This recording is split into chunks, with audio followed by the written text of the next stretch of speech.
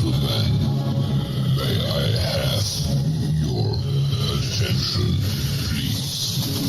The show starts in 10, 9, 8, 7, 6, 5, 4, 3, 2, 1, go.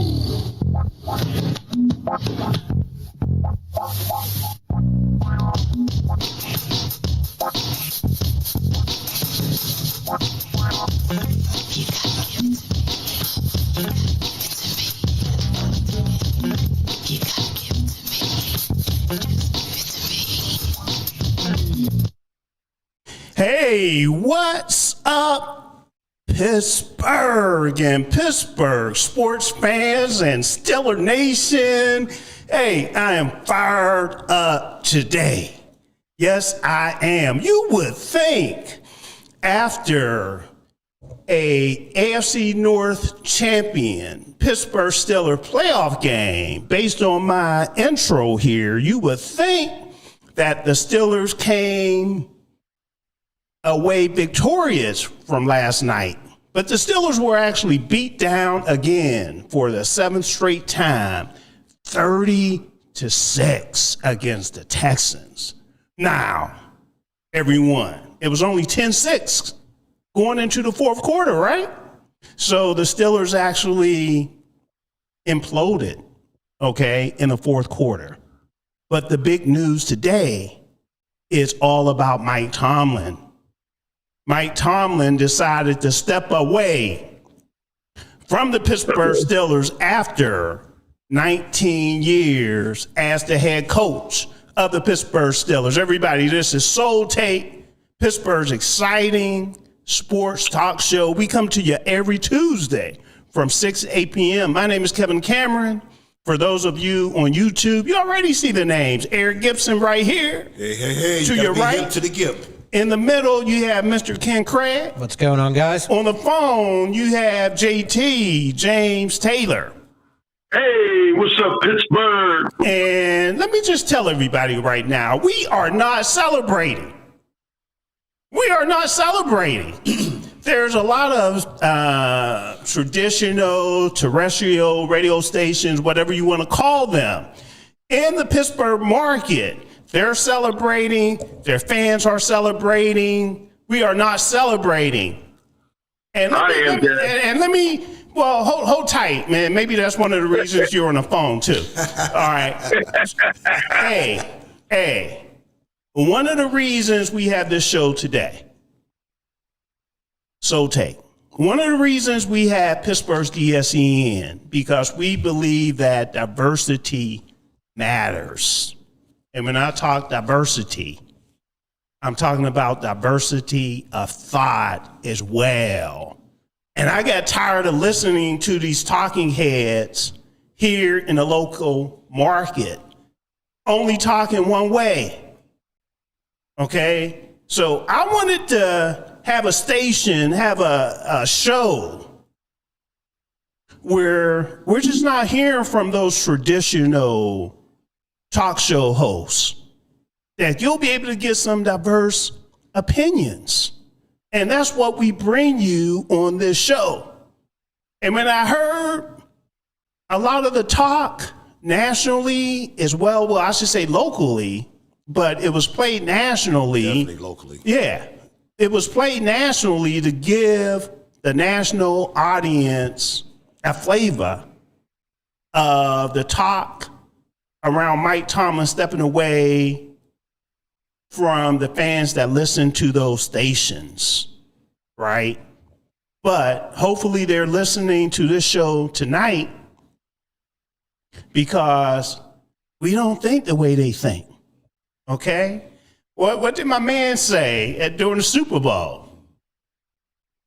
During the Super Bowl, who performed during the Super Bowl? Oh, Kendrick Lamar. Kendrick Lamar. They're not like us. They're not like us. They're not like us, right? So I say that here. They're not like us. I'm not down with what's going on here in the Pittsburgh market.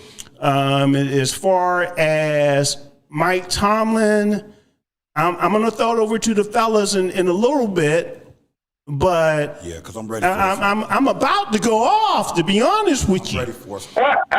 Okay, I'm about to go off. 19 years. You would think that Mike Tomlin had quarterbacks in here like a Lamar Jackson or Josh Allen or Joe Burrow and wasn't getting playoff wins. Me, one of the biggest Steeler fans that you can find, of course I want a playoff win. Of course I think it's not Steeler-like to go 8-9 years without a playoff win. But I know there's a lot of other people that needs to be held responsible, okay? And one of the main people, hopefully I'll be sitting in front of tomorrow, and that's Art Rooney, the second, okay? Art Rooney, the Steelers are having a press conference tomorrow at noon. And I have some choice questions for him tomorrow at noon as well, because see, they made a lot of decisions that made it difficult for Mike Tomlin. Now, during the press conference after the game yesterday, Mike Tomlin said he's not going to make any excuses as far as what went down during that 30-6 butt whooping yesterday. I'm not going to make any excuses as well, but you expect Mike Tomlin to say what he said. But the fact is, and I said this even before the press conference, the post-game press conference yesterday, Aaron Rodgers did a good job when he came in here. However, to be effective in the NFL, you need a mobile quarterback. I mean, the Steelers' offensive line got tore up yesterday. I understand that was the number one defense in the land in the NFL.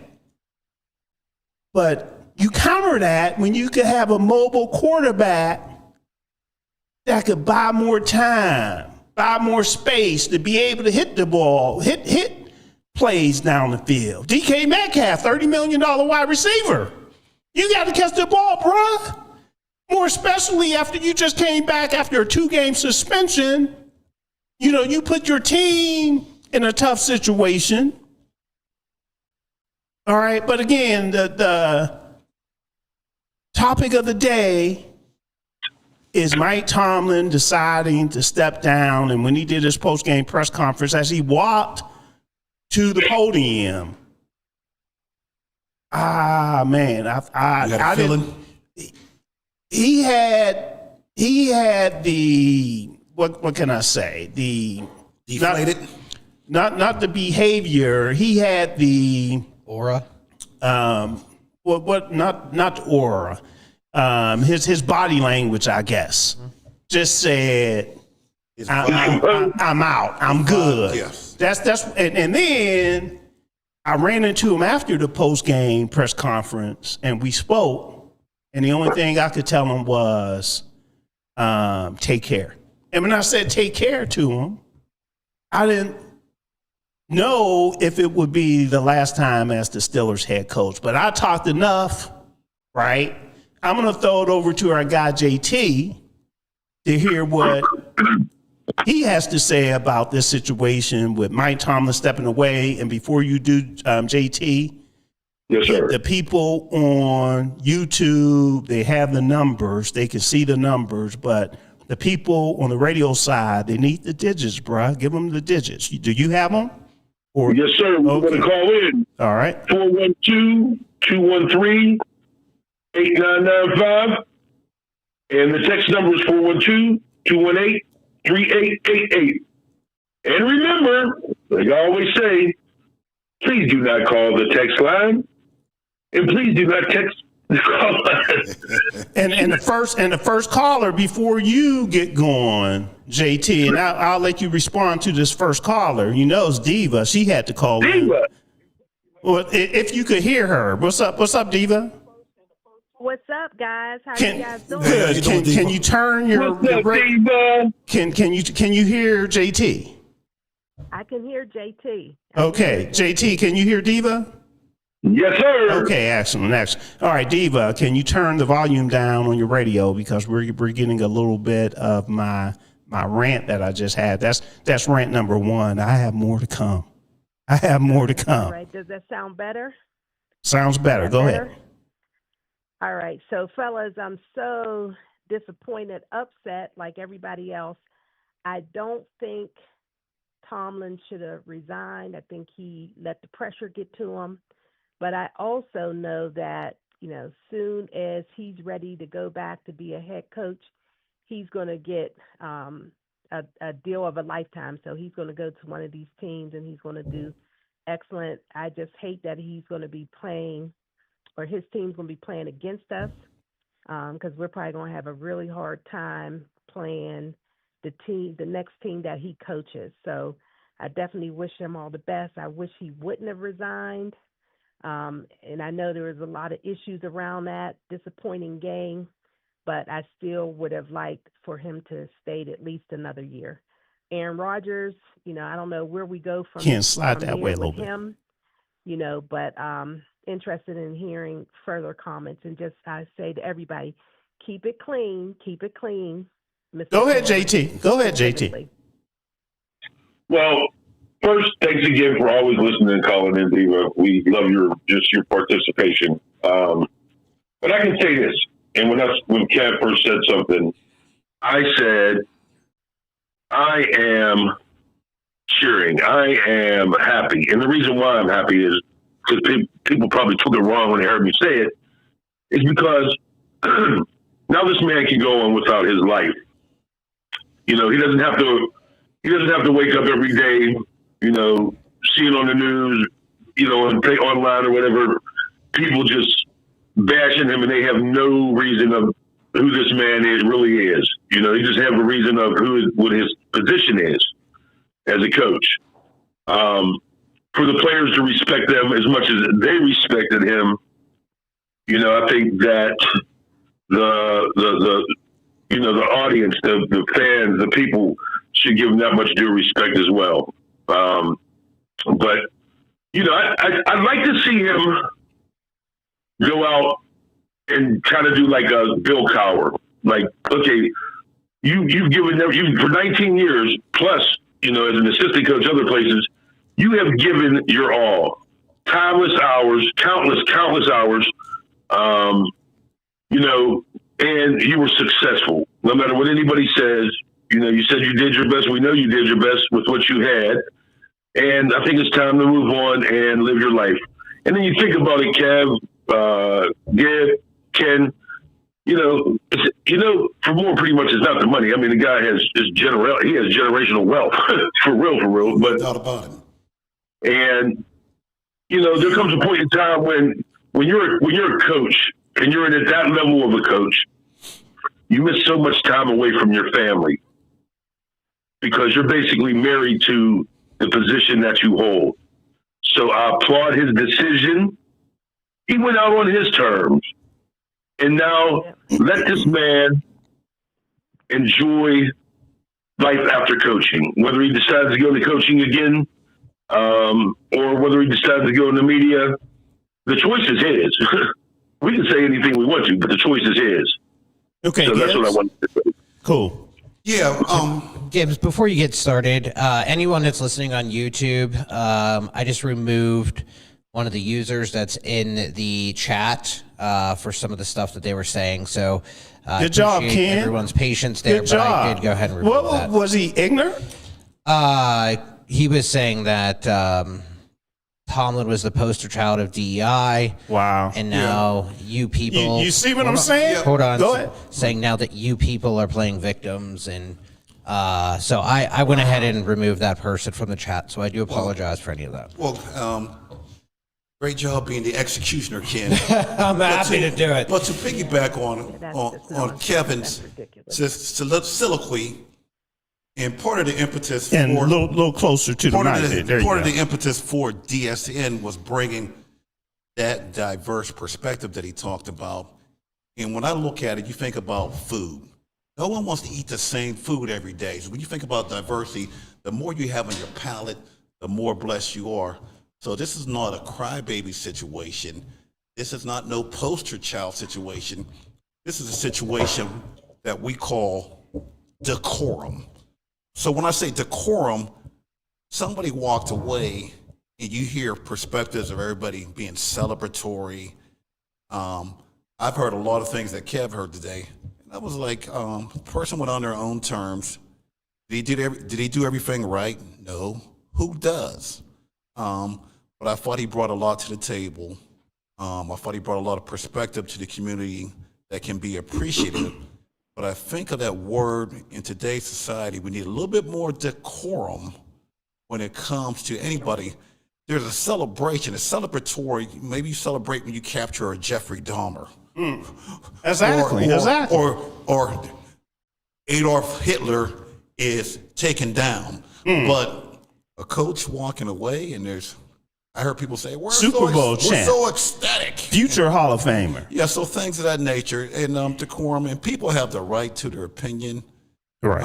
And we have a right to our reaction. We have a right to our reaction, and I choose to utilize class, decency, and respect, and try to honor somebody. I didn't like Matt Canada. When they fired Matt Canada, I thought he was very inadequate, but I wasn't jumping up and down. I did. Clapping. I did. But I did not. I did. I think that's one of the things that we want to bring to the table in regards to how we conduct. And I'm not the official on everybody's behavior out there. Yeah. But I enjoyed. I thought Mike Tomlin brought a lot. Like JT said, I'm glad to see him go out on his own terms. I think he really gave the community in the Pittsburgh area something to look up to, something to be proud of. And let me just follow up on what I said about Matt Canada, that I screamed, I jumped, I applauded, I did all those things, and I thought it was warranted. Okay, in this situation, it's not warranted. Okay, because Mike Tomlin, I was just telling Ken before the show, for the last 6 to 8 years, he overachieved. Okay, Matt Canada did not overachieve. Okay, so that's the big difference. Matt Canada did not win a Super Bowl and go to another Super Bowl. Matt Canada did not have 19 years of non-losing seasons. You see what I'm saying? Put things in perspective. Okay, for the last 4 years at least, when you would ask the national pundits, just take the AFC North by itself, who had the better quarterbacks in the AFC North? The Steelers would consistently be number 3 and number 4. You can't win in the NFL if you don't have a quarterback. He's outperformed the John Harbaughs, okay, the Kevin Stefanskis, what's the guy's name in Cincinnati? Yeah, he got him. Zach Taylor. Yeah, Mr. Taylor. Did you say Ike Taylor? Zach Taylor. Ike Taylor. Zach Taylor, right? Jim Taylor. You know, and then coming into this year, fellas,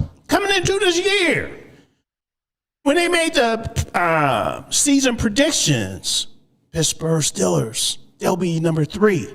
This might be Mike Tomlin's first losing season. At best, they could do 3 in the AFC. The Steelers won the AFC North, made the playoffs. Okay, but no one is looking at that. This is what I'm talking about, overachieving. And for the guy, I'm not sure if he's still listening with the DEI stuff, get away, get out of here with that. If you want to turn YouTube off, turn it off. Okay, because that's just total BS. We're talking about a guy that, is he number 3 all time in wins? Future Hall of Famer? We're talking results. And like I said, I want to win the Super Bowl too. I want a playoff win. It's been way too long. But you got to look at the ingredients. Because I tell you what, you give me ground meat for 2 weeks and you ask me to make steak, what are you going to get? I think you might be able to do it, Kev. You got that special talent. You're gonna get hamburgers. I don't know about that, Kev. Yeah, you're gonna get hamburgers roll, every day. You're gonna get hamburgers every day. Okay, give me. What about some Salisbury steak?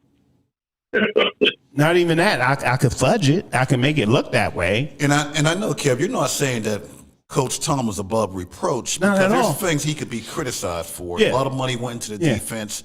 160 mil. He did bring in some of those players. He wasn't the be-all to end-all, but and I know how you are, so you're not saying he's above reproach. Not at all. I say Coach Tomlin deserves to be criticized on some things. Definitely. But when he walked away today, I didn't feel was something Yeah. that valued being celebrated. Let me give you something he deserved to be criticized on. See, I think occasionally Mike Tomlin talks too much. And during his post-game press conference yesterday, he even mentioned some people talk too much. And he fell into that category a few times. I blame him for the 1 year we lost to Jacksonville, and we had a loaded team. Yeah. Jacksonville came in here and kicked our butt. Yeah, we were totally unprepared. Twice in 1 year. Yeah, exactly, and ran the ball down our throats. So, Twice in 1 year, Kev. yeah, and then I blame him for the preseason when he was talking about this could be a historic defense. That was the worst thing he could have done. Yeah. Why would you show the people? Yeah. Don't tell the people. Show the people. So I criticize Mike Tomlin too.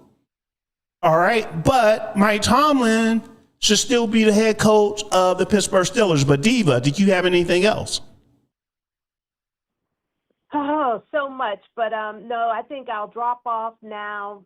Well, the last thing is I'm done with football. I will call in, will support, but this devastated me, the loss and losing Tomlin. So I need to take a little break. Got you. I'm just disheartened. Got you. Have a good show, guys. I'll All keep right. listening and supporting. I appreciate it. Okay, Diva. I don't think All she. right, Kev. take care, guys. Thank you, Diva. I don't think she knows that it's going to be like double the amount of talking this year Exactly. about football. because Yeah. we got an entire.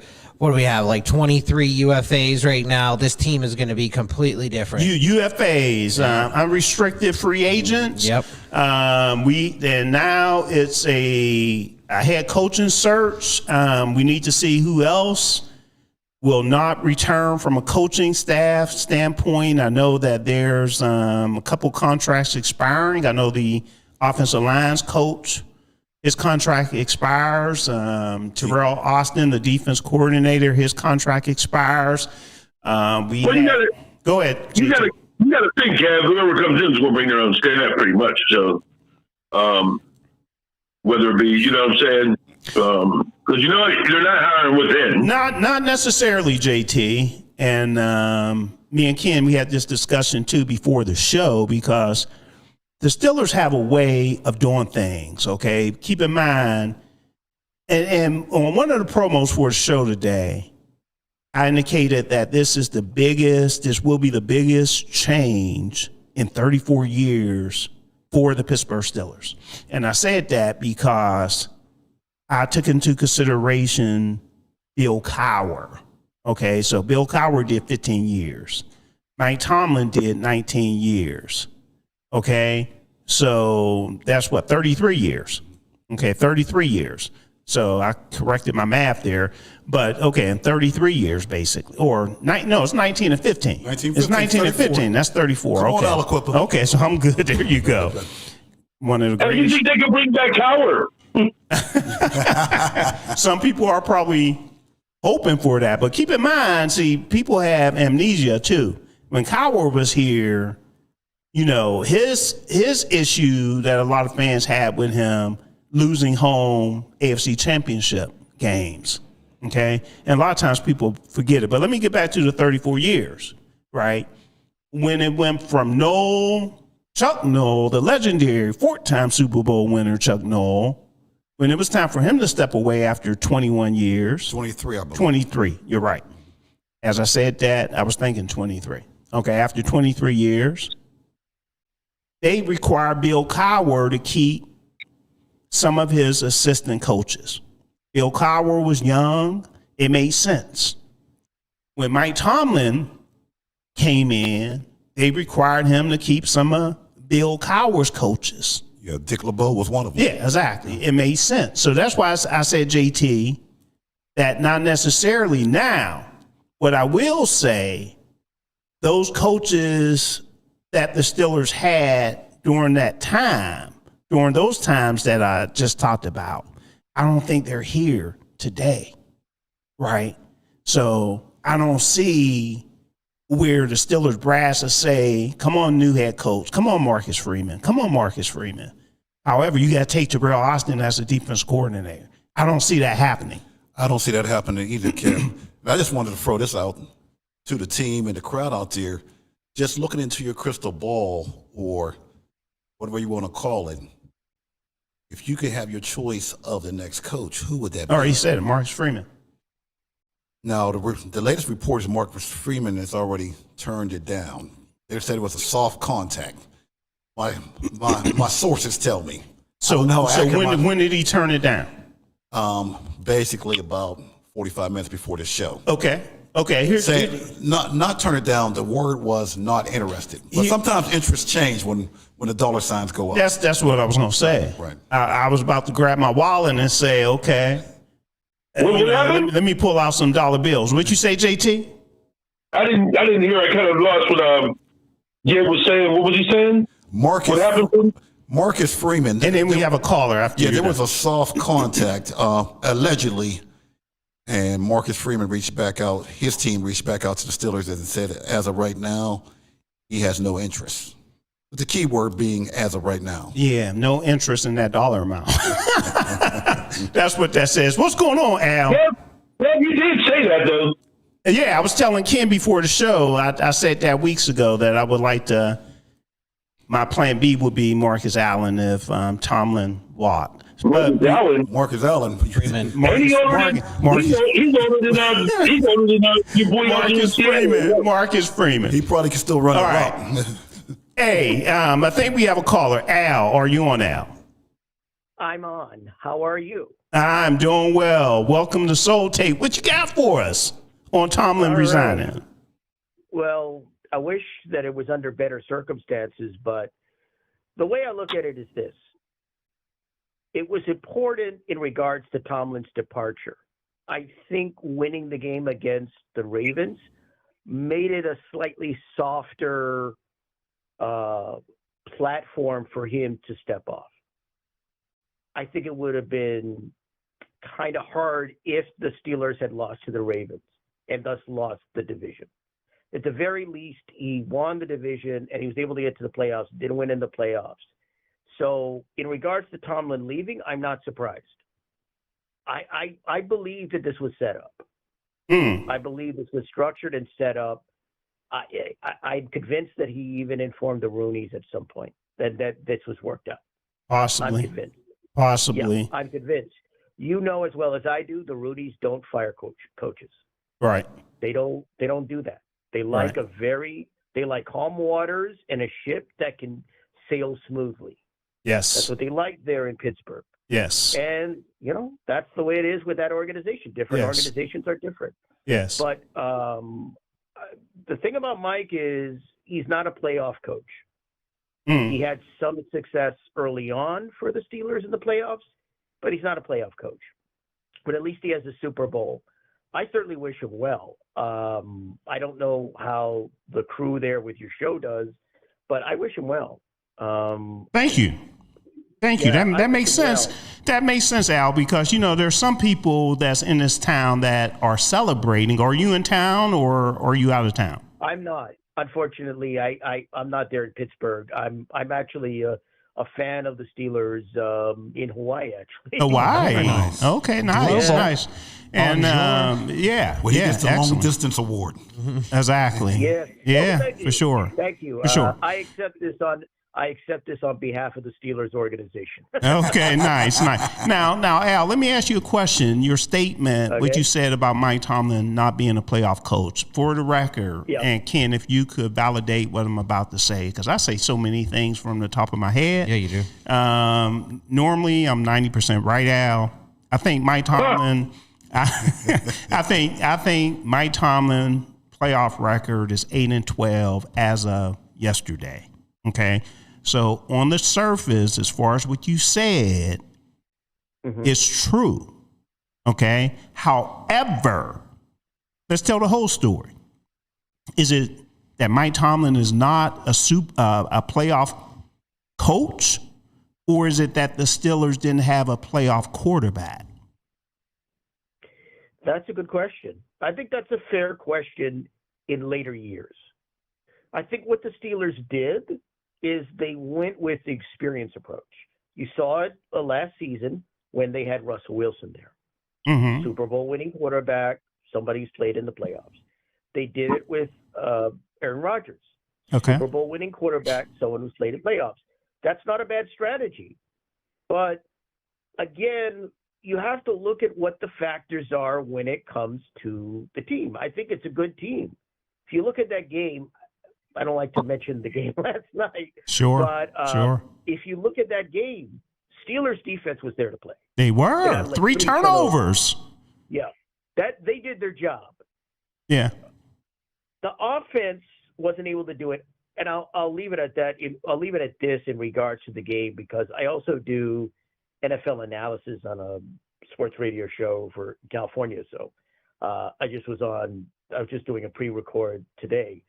But the play calling in that game offensively was lousy for the Steelers. It was horrendous. They were going with sideline. They were going Rodgers was throwing the ball within the line of scrimmage on the side, and the Texans were able to just hit the opponent. They were able to get them down easily, and it's like they weren't changing the plays. Yeah. And I've always said you need hip pocket plays, what I call plays from your pocket in the playoffs. And the Steelers' offensive coordinator, I don't know if it was Tomlin as well, they didn't seem to go with the plays they needed, which was midfield and deep offensively. They weren't willing, either weren't willing or sometimes maybe not able, but this was a close game up to a while. No, 10-6 into the fourth quarter. 10-6. That's right. And that's funny that he's were lousy. Nobody wants to say this, but I'll say it. The Texans were lousy. Offensively. Yeah. Well, I think they're a lousy team, period. They have a very good defense, but they're lousy. They scored 14 points last night off of turnovers. Right. You had Precisely. you had a pick six and you had a fumble scoop for a TD. And that's funny, the young man from Hawaii. So you're trying, because what I was saying, I was at the game yesterday. The atmosphere was pretty electric. Ooh, it was. Yep. I was sitting there and I kept on yelling, middle of the field, middle of the field. I was yelling it so much that the people next to me start yelling, middle of the field, because the way Houston's defense is designed, they have a lot of speed. And when you go outside with guys that can run with those short passes, they can cover them. They don't have big, slow guys. They don't have feet in the mud type guys, similar to what Baltimore had, especially when the guy went out with the concussion. He's a good sideline-to-sideline guy. Was it Hamilton? Yeah, Hamilton. He's a good sideline-to-sideline guy. Once he went out, all that stuff was working like a champion. But Houston, their ilk is running, speed, and quickness. And you can't be a sideline-to-sideline team. And as I isolate on the middle, I've seen all kind of openings on the middle. And I think one of the things that can't be lost is, too, I think Darnell Washington was more valuable to that team than DK Metcalf when it's all said and done. No, I wouldn't go there. I would go there from a running. I would go there. Yeah. What did DK do? I would go there for the third. I would go there for third and short. I mean, that's what I'm talking. That's what Darnell Washington. I mean, in the blocking and when you get down in your third down and fourth situations or that type of situation. But that seems like DK Metcalf. That was the change. To me, the change of the game came when he dropped that ball. Right. In the first half. It just, I don't know. It just seemed like the whole offense just went downhill completely. And Aaron Rodgers, I didn't know he had 2 touchdowns last night. Right. But he did. Yeah. And I guess for the opposition. So now when you talk about the defense, when people sit up here and talk. Let's do this, fellas. We need to get Al off the phone. We appreciate the call. Yeah, Thank you, Al. Thank you so much. All right. All the way from Hawaii. Hey, send some of that. You gotta send us your information on YouTube or whatever, Al, about your show, so we can check you out. Yeah, Okay. definitely. You want me to say right now? I can Put tell it you in the now. chat. Are you listening? Or are you watching on YouTube? I'm just on the phone right now. Let me see.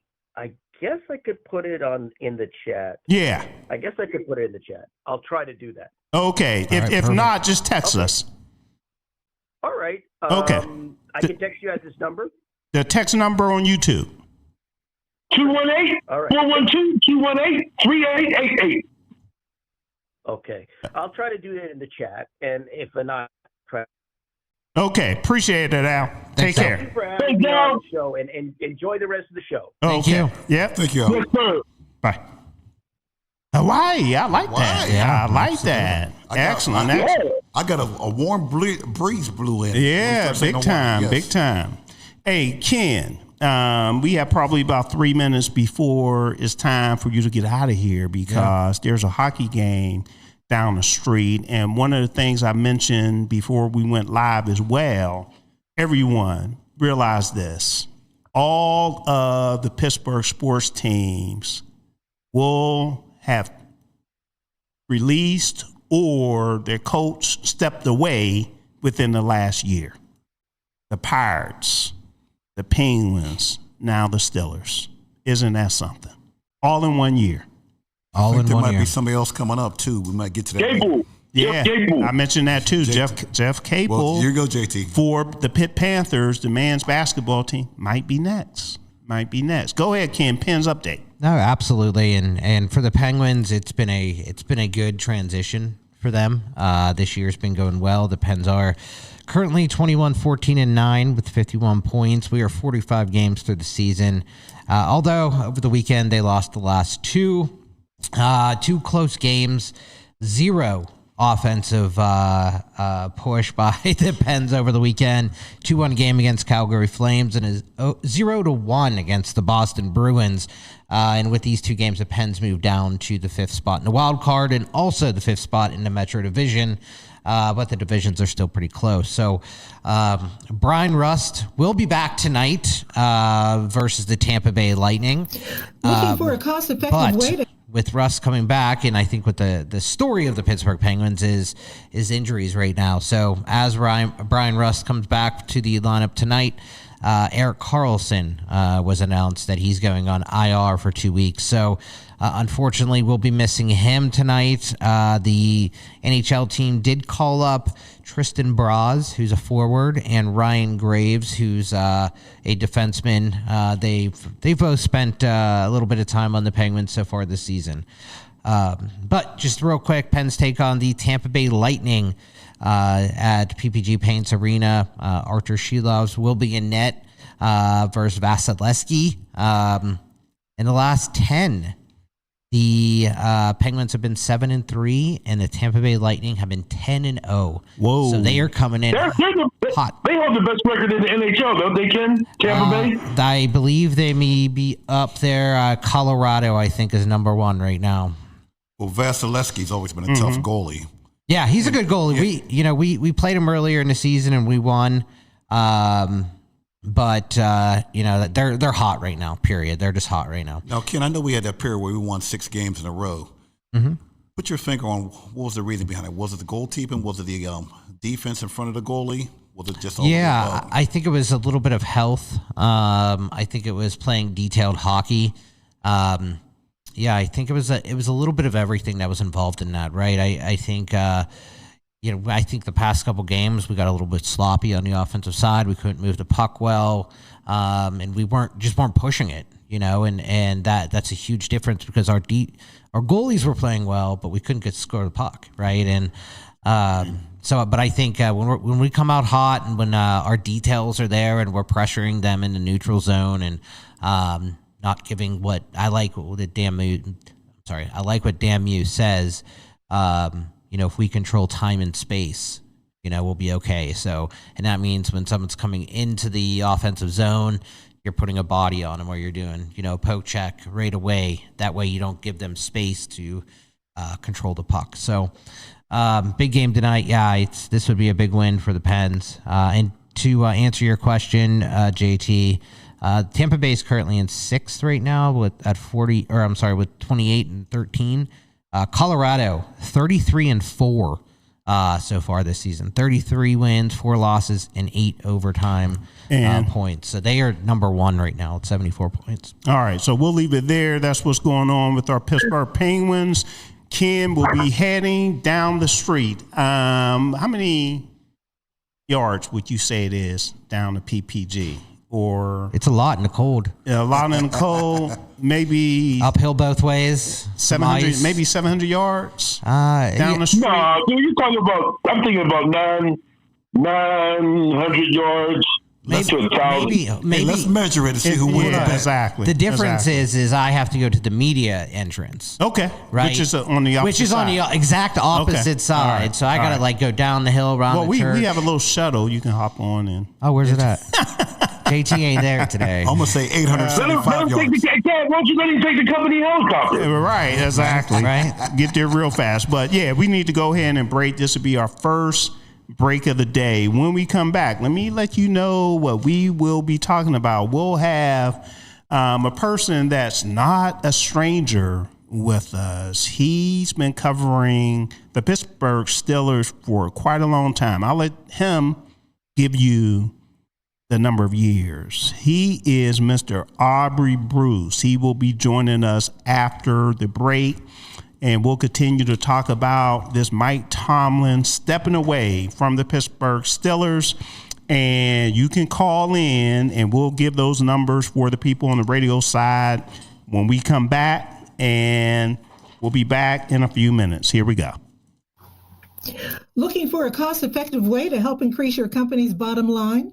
Look no further than Soul Pit Media. With our award-winning print, internet, podcast, and Soul Pit television options, we can help your business get to that next level.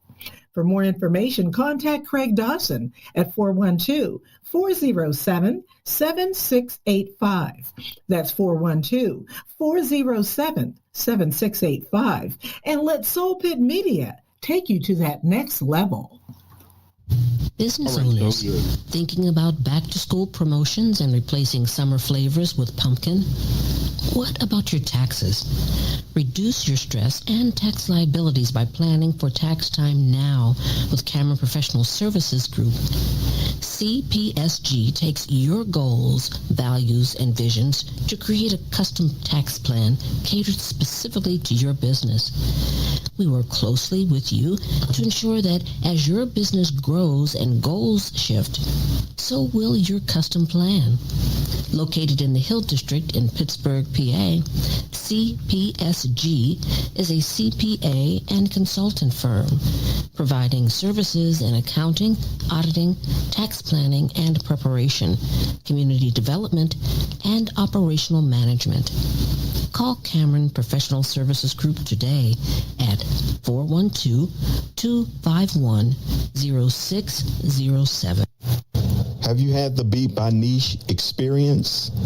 Beat by Niche is one of the top makeup artists in the city of Pittsburgh.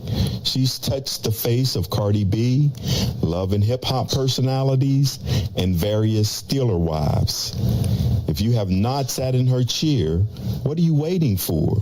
Visit beatbyniche.com to schedule your special makeover for all occasions: weddings, graduations, proms, photo ops, and more. Visit beatbyniche.com and experience the touch of excellence.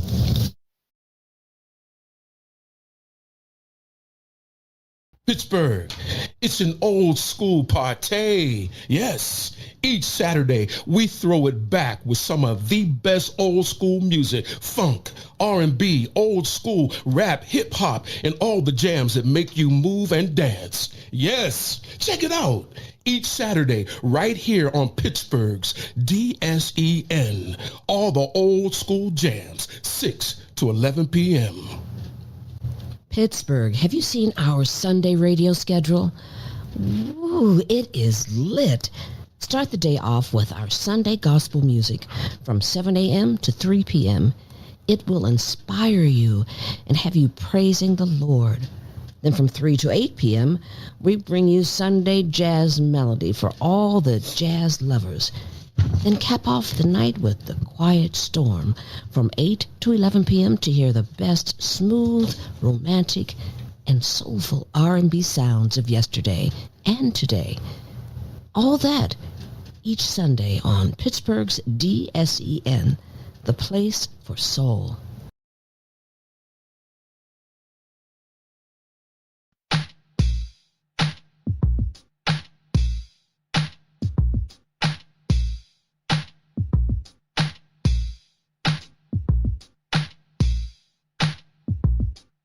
All right. We are back. This is Soul Take on Pittsburgh's DSEN. We come to you every Tuesday from 8 p.m. We let you know what is going down in Pittsburgh sports, major and hot sports topics. What I need to do, first of all, my name is Kevin Cameron. In the studio still with us is Mr. Eric Gibson. Hey. Thanks for listening. And on the phone, we have JT, James Taylor, as well as our Pittsburgh sports insider. He is back, Mr. Aubrey Bruce. How's it going, Aubrey? Hey, Kevin, guys, how's it going? All right, Aubrey. Going excellent. Let me say this also before we get it over to Aubrey. I missed a couple phone calls, and I want to make sure Yolanda calls back in as well as Larry, and I need to make sure I have the right screen up as well so I won't miss it. If I can do that, let me see. Okay, I think I have the screen up. We're good to go. So, Mr. Aubrey Bruce, welcome back to Soul Take. We miss you, bro. It's been some time since you've been on. Yeah, guys, you know how it is when you get old. You can't do as much as you want to do or gonna do, but you got to keep on cracking, you know? Amen. You got to. Aubrey, you still got it.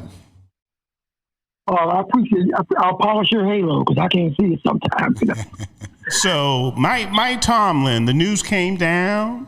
He decided to step away after 19 years. Your thoughts, Aubrey?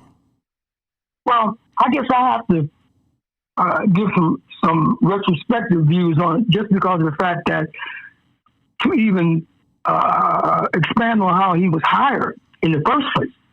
And most people don't know that Rich Rodriguez, who I think was with the Panthers, and he came in to interview as a minority candidate even before Mike Tomlin was hired.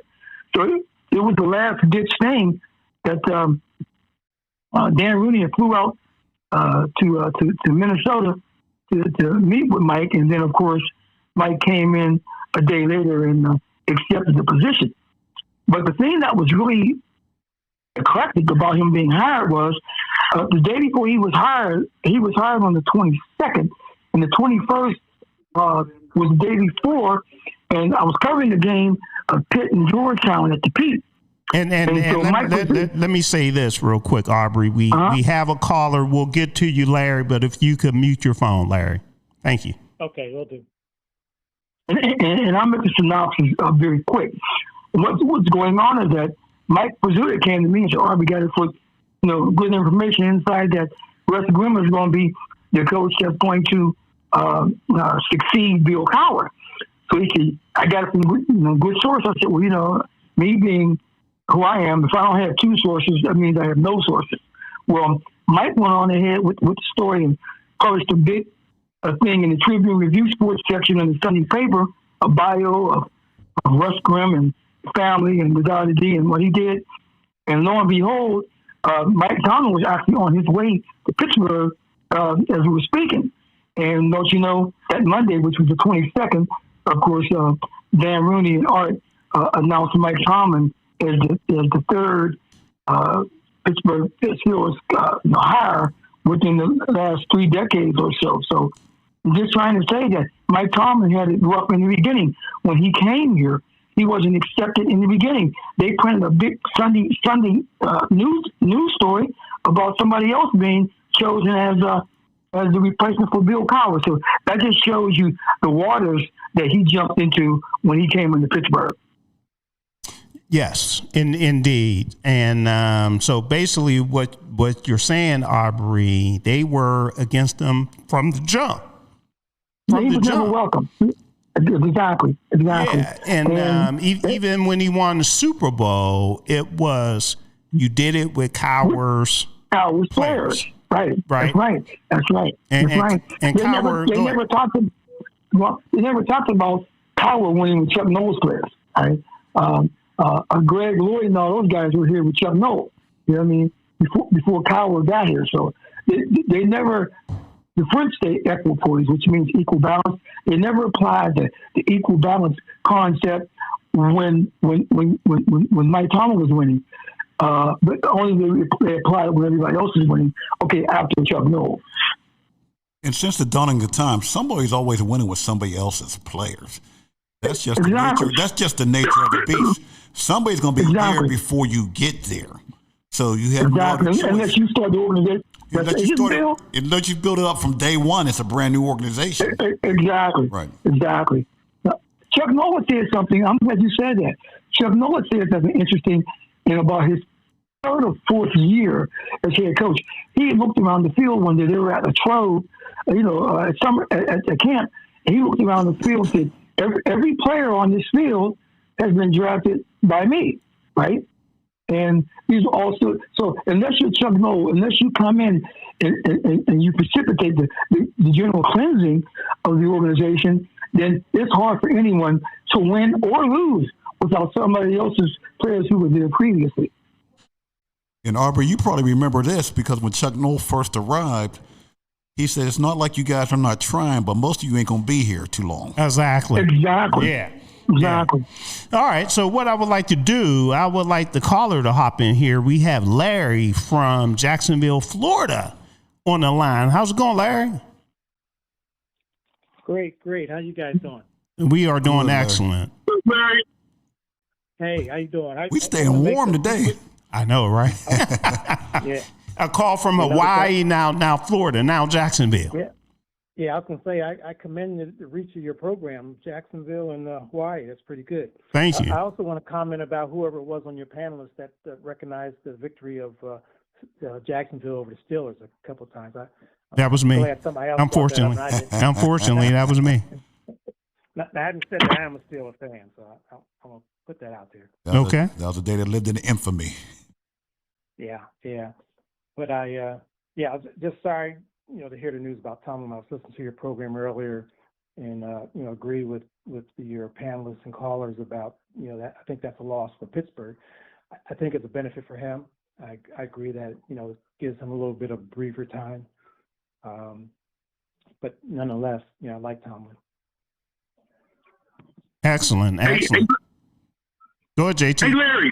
Well, I'm thinking about it. At the Ship Stadium down there in Jacksonville, do they still have that swimming pool in the stands? They got two of them, and they're going to keep them when they finish.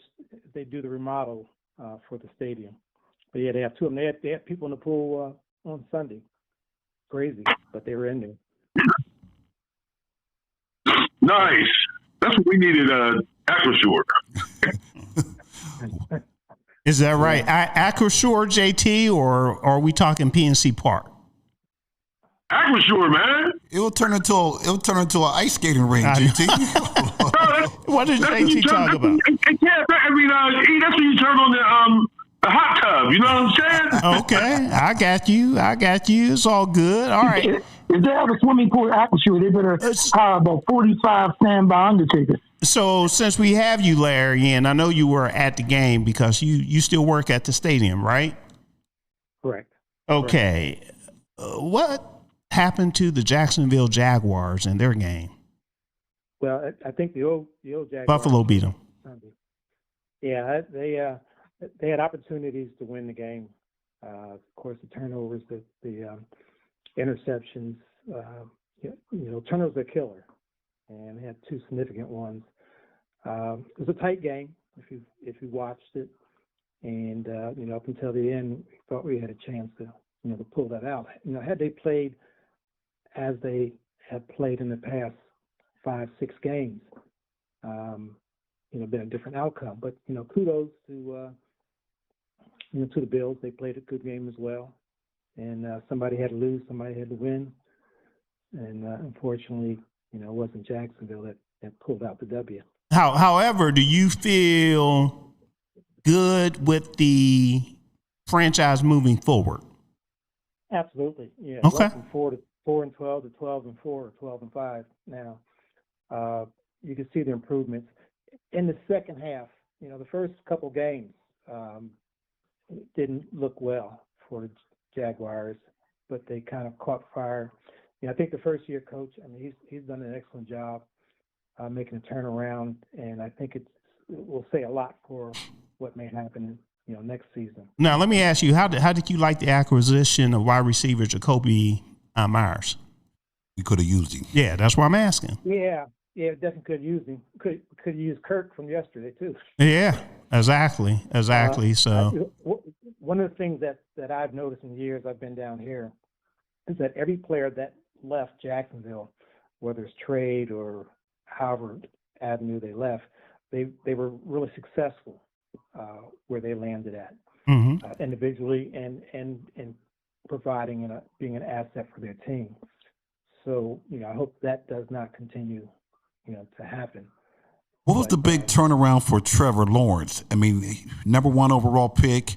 He was seen as being a can't miss, but before the earlier years he was missing. Is it the coach? Is it the addition of Jacoby Myers? Or is it kind of all of the above? Yeah.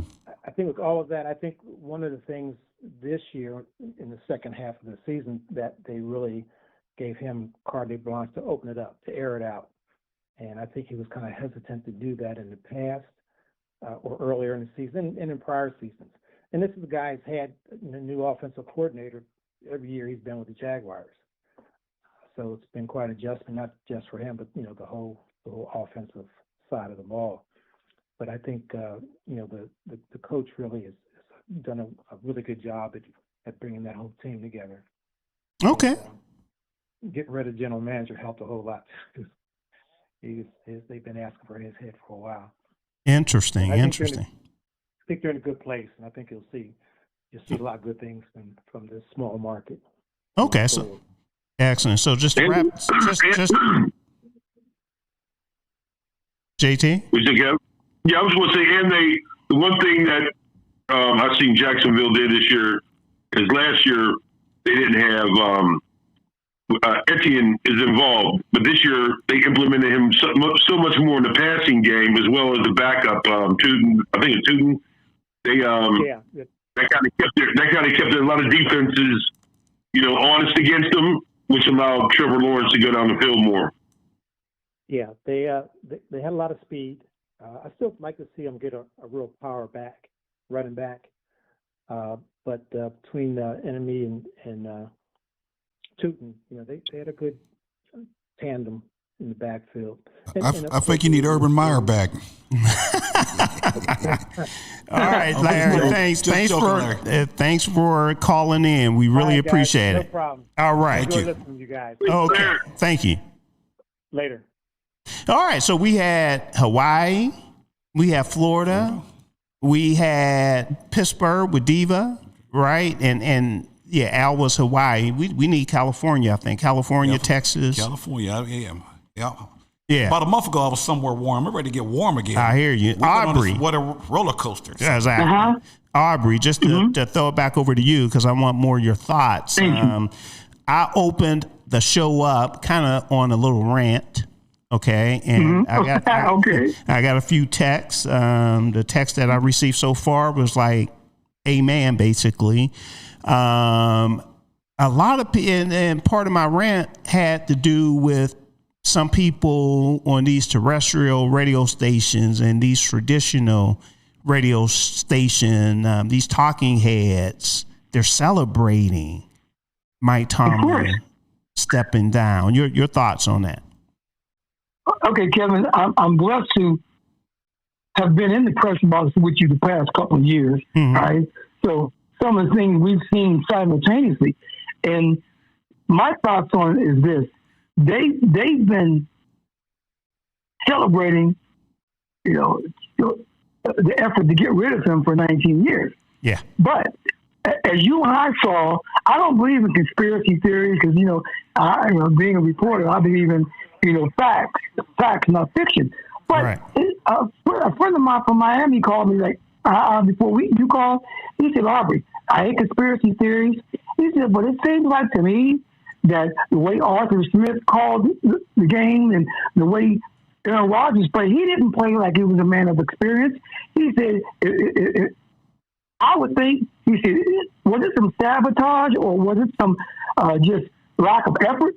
Because, I really didn't see the fire in Aaron Rodgers unless he played a team that had a defense that sucked. All the teams he played with elite defenses, it was like he folded up in the fetal position, period, and then screamed at the other players and his colleagues around him. That being said, I think Mike Tomlin may have been a little bit too passive in the sense of just going to the side. In fact, Kevin, I talked with you the other day. Remember I talked to you, I said I didn't agree with Rodgers calling players to the side on national TV, yelling at them, right? And you gave me a point which I took seriously. You said sometimes they need that in order to complete their assignments, right? Mm-hmm. And I agree with that. But when you flip the coin, what about him completing his assignments? Who yells at him? Right. You see what I mean? Right. Because he didn't compete. He didn't complete too many assignments in that game yesterday. Period. Okay. And that's what I'm saying because Mike Tomlin was too passive. And the thing about it, there's no lineage with black coaches. There's 90-some coaches, head coaches from the National Football League. And we'll get Yolanda on in a few minutes when you're done. Okay, yeah. I'm not going to hold you, but this night, and all those coaches were able to place a son or someone in their family tree into a head coaching job. None of the black coaches from Art Shell on down have been able to place anyone in their lineage in a head coaching position in the NFL. So it's like a one and done thing, and we have no history. And I think that's the thing too, that there are folks who represent the European paradigm that have become so accustomed at head coaches being less than colored that they're uncomfortable with the black coach patrolling the sidelines, trying to lead their team to victory, and that includes Mike Tomlin. It's not their fault, but they've been conditioned to have unfortunately, a white coach on the sideline. So you're talking about the fans. You're not talking about the brass, the management. Oh no, I'm talking about the fans. Okay. I'm talking about the fans. Yeah, because there's no way I could put that albatross around the Rooney's neck. Right. I just wanted to clarify. Tony Dungy, the youngest defensive coordinator in the history, that type of thing. You know what I mean? So, oh no. And as you know, I hold a soft spot in my heart for the Roonies. Definitely. Because of the fact that I sat under Bill Nunn. So, and I heard Bill Neal's voice, and I know that Bill Neal can identify with the fact that the Roonies have done more things to try to propagate equipoise or equal balance, as the French would say. So, no, it's just a question. The fans are in a certain demographic, and they've been generationally programmed to accept a certain premise. So that's where it was, and that's where it is. Got it. Cool. All right, Yolanda is on the line. How's it going, Yolanda? Hey, how y'all doing? Hey, Yolanda. All right, we are doing well. Are you talking directly in your phone, or do you have us on a headset? Because you're talking in my phone. Why I'm too loud? No, you were a little faint. So, how about now? Yeah, let's try it. Is she good, Gibbs? Yeah, I heard. Okay, cool. Hey, all right, Yolanda. Okay. Mm-hmm. All right. Is that JT? Hey, JT. Hello, Mr. Yolanda. How are you? That was Eric Gibson, but on the phone you have JT as well as Aubrey. Yeah, I sound a little bit more sexier than JT. Sorry, JT. Hey, she's married. She's married woman. Me too. And you're a married man. So How you doing? You know what's going on in the parking lot up in I'm just simply stating the facts. That's it's all good. It's all, Bill got his very white boy on the day. Nothing but good love in here. That's what we're talking about. Good vibes. Yeah. That's right. Oh, let me. This has nothing to do with it, but I just got to tell you this real quick. Okay. So my husband and I are watching this movie, Uh-huh. and this guy, he's so, he's talking to the lady, and he's saying all the right things. Okay. So I'm not going to. That's me, but go. that my husband used. Okay. Uh-huh. But you're all going to know, okay? So he's sitting up there the whole time we watching the movie. He's like, "Oh, Mr. Smooth," Mhm. Okay. Oh, Mr. Smooth. All right. Yeah, that's what's up. What's the name of the movie? He was cracking up. He said, "What's the name of that movie?" He did watch it. He did the whole time. He's like, "Oh, Mr. Smooth, what's the name over here?" Yeah, that's all good. That's At one point, he's talking about, "Oh, that's it. okay. All right. Cool. So what you got for us on this Mike Tomlin situation? Yeah, so I was calling just to say that I wish him well. Wish Mike Tomlin well. I do think too that he gave in to pressure. Yeah. But Sean says now, what everybody gonna say when he goes to another team and he win the Super Bowl? Exactly. You know what? I'm not sure if my cousins are listening, Bobby and Lynn and Tanner, but they were in the studio today. I'm mad I missed them. Yeah.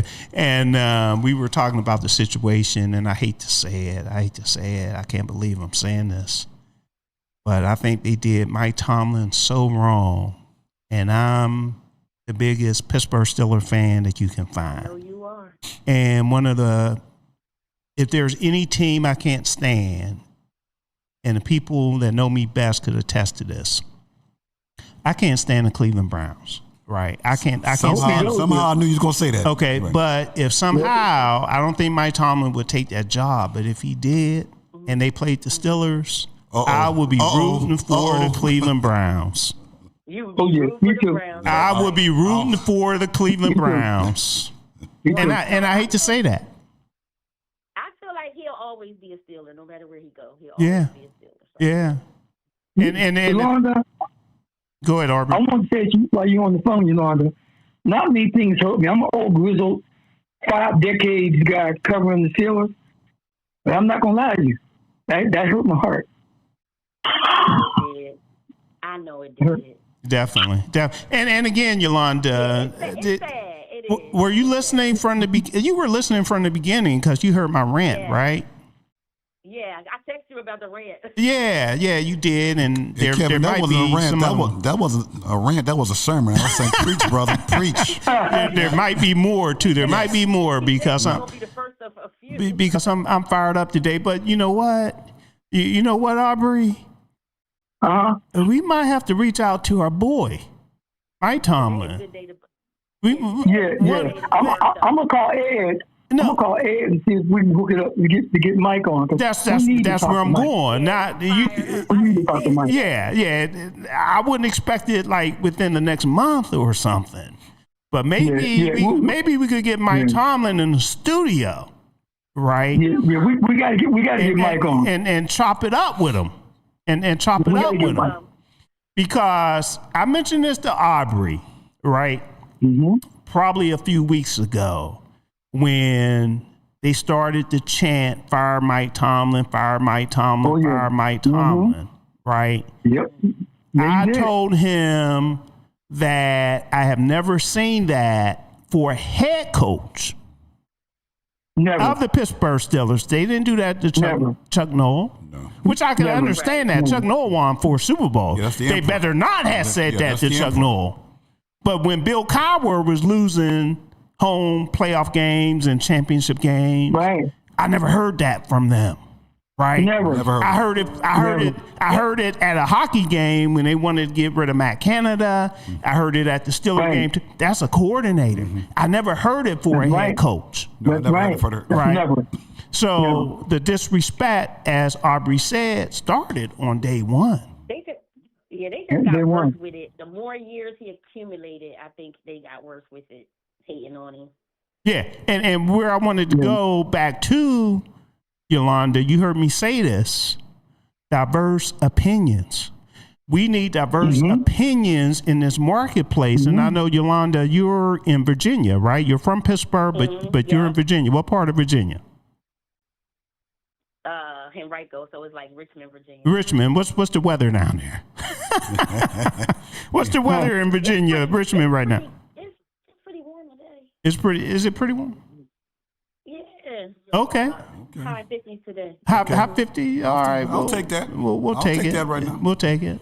Because we have, golfing weather. Right. yeah, exactly. You can still golf. Does Sean golf? Right now, I can feel it through my pants. Okay. Does Sean golf? Does Sean golf? Yeah, he likes to golf. Okay.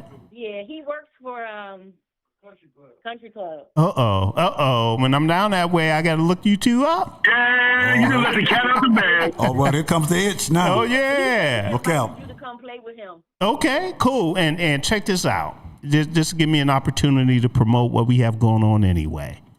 Okay, JT is thinking about putting together a golf outing for the station. But right now, what we do have already in place, I'm not sure if you heard about this, Yolanda. I know you're a regular listener of Pittsburgh's DSEN, but we're having a Pittsburgh DSEN cruise, and it's November 7th through the 14th. And I know my wife Francine Cameron is listening to the program too. And babe, when you have a chance during the break, come on over. You could tell everybody about the cruise, okay? Because she does it better than me. But it's November 7th through the 14th. It's the Eastern Caribbean that will be floating around. So for all of you out there, if you could make it, come on and join us. The one that was talking about that DEI stuff, you don't need to come. If you're still listening, you don't need to come. Well, maybe we can educate him on the cruise. Well, he needs to get educated before he comes. Aubrey, and just to fill you in, we had somebody on the chat talking about Tomlin was a DEI hire, and we're playing the victim and all that kind of mess. Right. Hey, Yolanda, my folks, can I just give you, please allow me to just give you a sentence of a column that's going to be in the paper tomorrow. And it really hit me because of the fact that this DEI stuff and all that stuff, it's a moot point. It's a moot point because of the fact that coaches, Kevin, Bill, JT, how many times have we talked about you can only win? Eric, it's Eric, not Bill. Yeah, this is. Eric, I'm sorry, Eric. The more handsome side. All right. You can only win if you have the horse. And I don't care what money is put into a budget, right? Yeah. Now, you can only win if you have the horses, and at certain times, injuries affected everybody during the season. So, but the thing about it, and I need all of you to chime in on this, Aaron Rodgers played against the Cleveland Browns like he was brought up in a fetal position. He repeated that performance against the Houston Texans. So, what do you guys think? I just need, because right now I'm kind of hurt. So I don't know what to do. I'm confused. So maybe you guys can enlighten me on why you thought that he was forced to step down. Yeah, here's the deal with Aaron Rodgers. And did you have anything else, Yolanda? Because I don't want to hold you if we don't have to hold you. Oh no, that's pretty much all I wanted to say. But I can stay. Okay, cool. All right, so here's the deal with Aaron Rodgers. I didn't want Aaron Rodgers on this team before he came. I wanted to hold on. Right. I wanted to hold on to Russell Wilson. However, I'm glad that Aaron Rodgers came to the Pittsburgh Steelers. I felt that Aaron Rodgers was an asset to the Pittsburgh Steelers. However, after the game, I came to the realization in order to win playoff games, you need a quarterback that is mobile. Aaron Rodgers is not mobile, and that's why he struggled against the top defensive teams. Cleveland had a top defensive team, okay, top 3, right? Okay, there was no DK Metcalf. I don't believe the Steelers knew how to play without DK Metcalf, right? That's right. And then basically DK Metcalf wasn't there last night either. No, the way he played. Exactly. The way he played. Exactly. But when your offensive line struggles, you need a quarterback that is mobile, that could get to space, buy more time to throw the ball, even run. Go ahead. Yeah, you need Aaron Rodgers right. of about 10, 12 years ago. But one of the things that speaks to Coach Tomlin, when Aaron Rodgers first came in, Aaron Rodgers is going to rule the roost. Aaron Rodgers is going to be a prima donna. Aaron Rodgers is going to be this. Right. But Aaron Rodgers had nothing but respect for Coach Tomlin. He had spoke to that. He's actually chastised some of the people being in the celebratory mood himself. So Coach Tomlin showed his ilk and strength to reel in what was misconstrued as maybe not misconstrued, but was interpreted as a difficult personality with the New York Jets, and it was smooth sailing. A lot of people predicted this would really blow up. Yeah. It would blow up. Yeah. Aaron would be out of control. He would do this. He would do that, and it did not. And let me add to that, Gibbs. I think one of the reasons it didn't blow up because Arthur Smith handled Aaron Rodgers differently than what he did with Russell Wilson and Fields. Okay, he didn't give Russell Wilson the keys to the car, freedom, right, to do what he needed to do, change plays at the line of scrimmage, and everything else. But let me tell you something, Aubrey. Aaron Rodgers, he's been good to me personally. Okay. And it's not like I had a long conversation with him, but I didn't. But there's been times that we've communicated. And I just enjoyed him being part of the team. After one of the press conferences. He must have got you one of those ATVs too, Kev. He didn't, but after one of the press conferences, I asked him a good question. He dapped me up and everything. So everything that I've seen, and I don't mind him getting on these wide receivers, as I told you before, because they're young and they need to learn. Oh, yeah. And there's a reason, as Mike Tomlin liked to say, there's a reason they didn't get a helmet for these critical games. The Steelers went with the experienced wide receivers, right? Because these young wide receivers like a Roman Wilson, who's in his second year, they need to learn. They need to understand when there's a blitz where you need to be.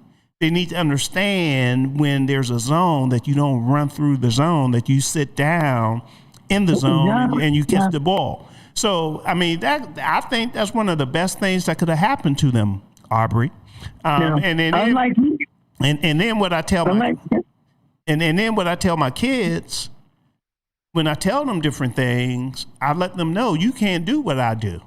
The rules for me are different than what they are for you. So you can't hold me to what I'm holding you to. Okay, that's just the way life is.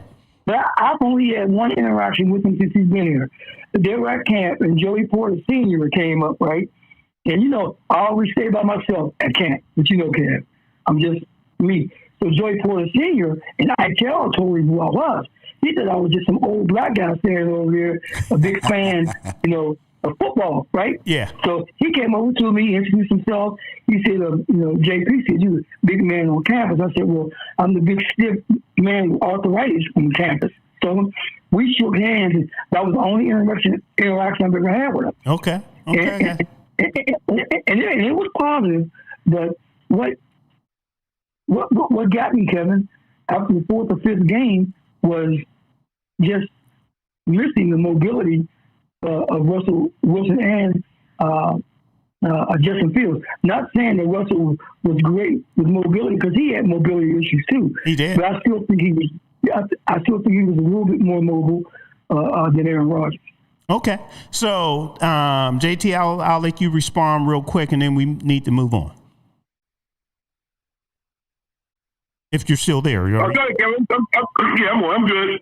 You're good. Excellent. All right, Yolanda, we're gonna let you go. And again, Yolanda, we appreciate the call. Okay. And you know what, Yolanda, thank you very much for playing in our Pigskin Pick'em. Okay. It's so fun, but I was number 5. Yeah. Hey. I was so glad to be. You did better than me. and stick around. Ken is down at the Penguins game now, but stick around because we're gonna have Mr. Ralph McCormick the next segment come on, and he won it picking the weekly games, and we have a little gift for him. Oh yeah, right. I seen that he won. Yeah.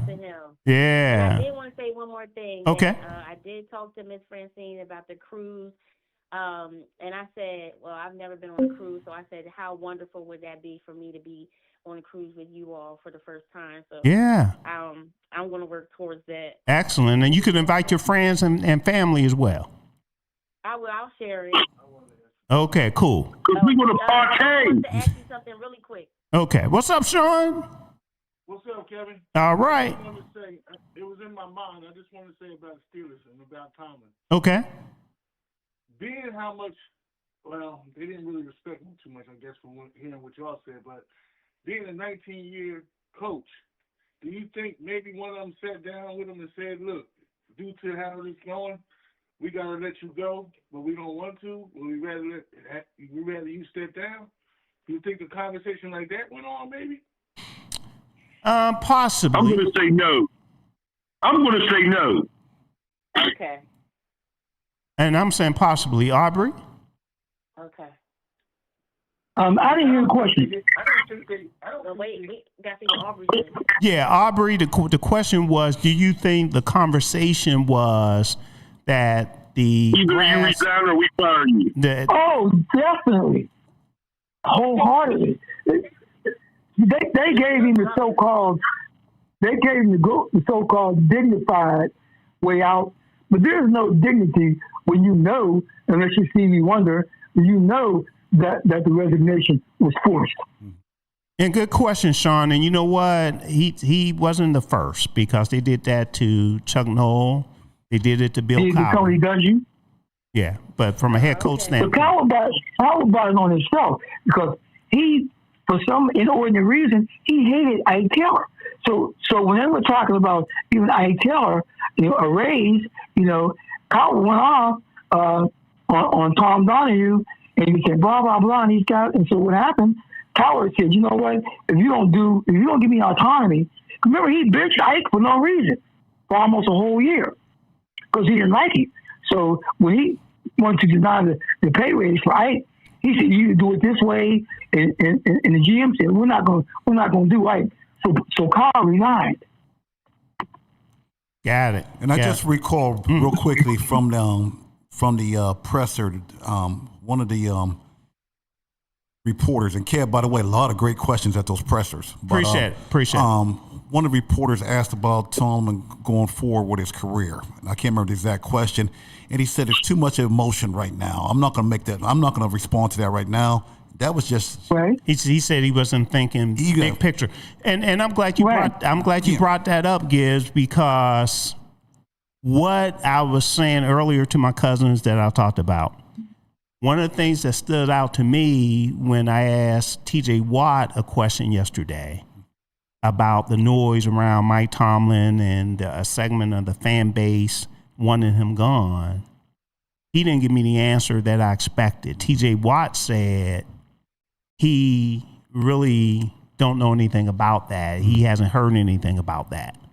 Okay, which he was lying. Yes, peculiar. He was lying. That's really peculiar. And, He was lying. Yeah. He was lying. So in the past, what T.J. Watt would do, he would say, Mike Tomlin is the greatest coach I ever played for. I don't want to play for another team. If Mike Tomlin, he didn't do that yesterday. So I started. The players would breathe before the game. Trust me. So I started to get suspicious with that, as well as when Mike Tomlin came in for his post-game press conference. His mannerism was really like, I'm out of here. This is it. Yeah, his go ahead, JT. Exactly. Well, here's my thing, especially when you're talking about Tomlin and this, the end of this year and coming into next year.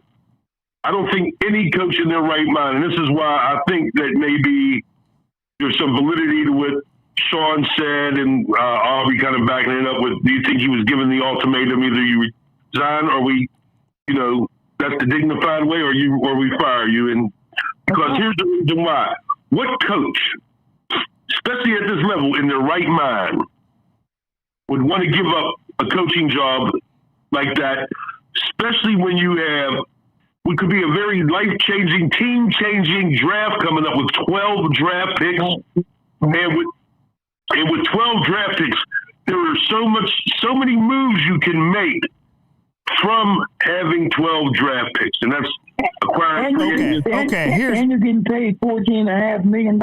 Okay, here's the deal. Here's the deal, Sean. You're right, JT. Here's the deal, You're Sean. right. And here's the deal. Here's the deal, everyone. I mentioned earlier Art Rooney II and Aubrey. I'm not sure if you plan on making it tomorrow or not, but he's speaking tomorrow at noon at Acrisure Stadium. I plan to be there, okay? And I'll ask that question. I'll try to ask it diplomatically, right? But that will be one of the questions that I ask. But we need to get moving. Thanks a lot, Sean and Yolanda, for your call and questions. Thank you. All right. Okay. Thank you, folks. Everyone have a good evening. All right. You too. You also. Bye-bye. Okay. Bye. All right. So we have a couple minutes before our next break. We blew by our 7 o'clock time frame, but like I said, when we come back, we will have Mr. Ralph McCormick join us. He is the winner of our Pigskin Pick'em, where we pick the NFL game straight up every week. So one thing I did want to mention before we move on as well, and I think I just lost my train of thought. Matter of fact, I know I did. So let's do this. Let's go ahead and take a break. And when we come back, we'll continue to talk about Mike Tomlin, and we'll get you caught up on a number of other topics as well. We'll talk college football because there's a big game coming up on Monday night, Miami versus Indiana. We'll give you a quick Pitt men's basketball team update. And we will also talk about who possibly will be the Pittsburgh Steelers' next head coach. And we'll also talk a little bit of NBA. So we have a whole lot we need to do when we come back. So hold tight and don't go anywhere. Thank you.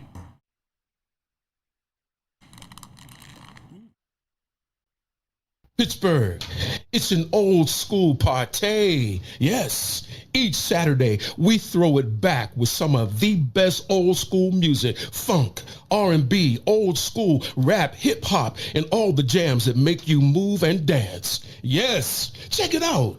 Each Saturday right here on Pittsburgh's DSEN. All the old school jams, 6 to 11 p.m. Pittsburgh, have you seen our Sunday radio schedule? Ooh, it is lit.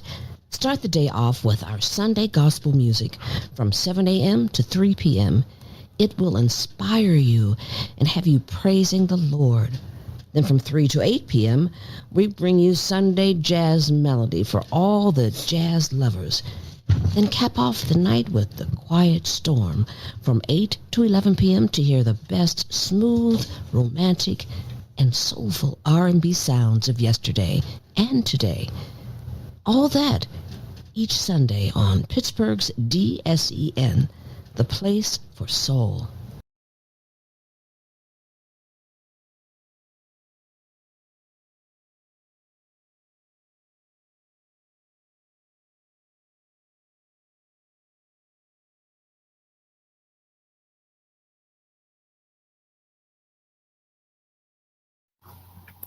Looking for a cost-effective way to help increase your company's bottom line? Look no further than Soul Pit Media. With our award-winning print, internet, podcast, and Soul Pit television options, we can help your business get to that next level. For more information, contact Craig Dawson at 412-407-7685. That's 412-407-7685. And let Soul Pit Media take you to that next level. Business owners thinking about back-to-school promotions and replacing summer flavors with pumpkin? What about your taxes? Reduce your stress and tax liabilities by planning for tax time now with Cameron Professional Services Group. CPSG takes your goals, values, and visions to create a custom tax plan catered specifically to your business.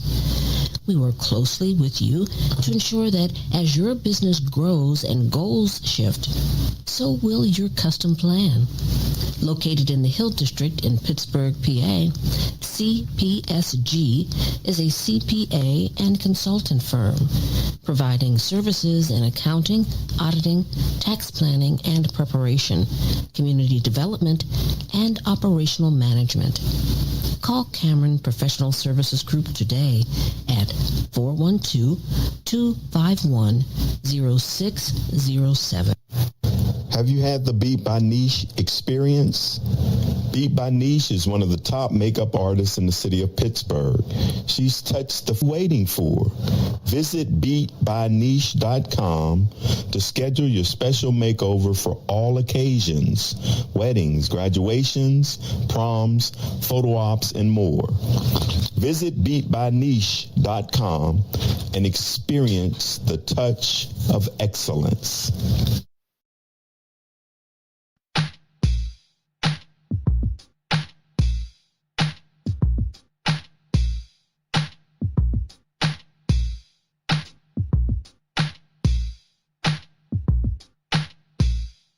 All right, we are back. This is Soul Take on Pittsburgh's DSEN.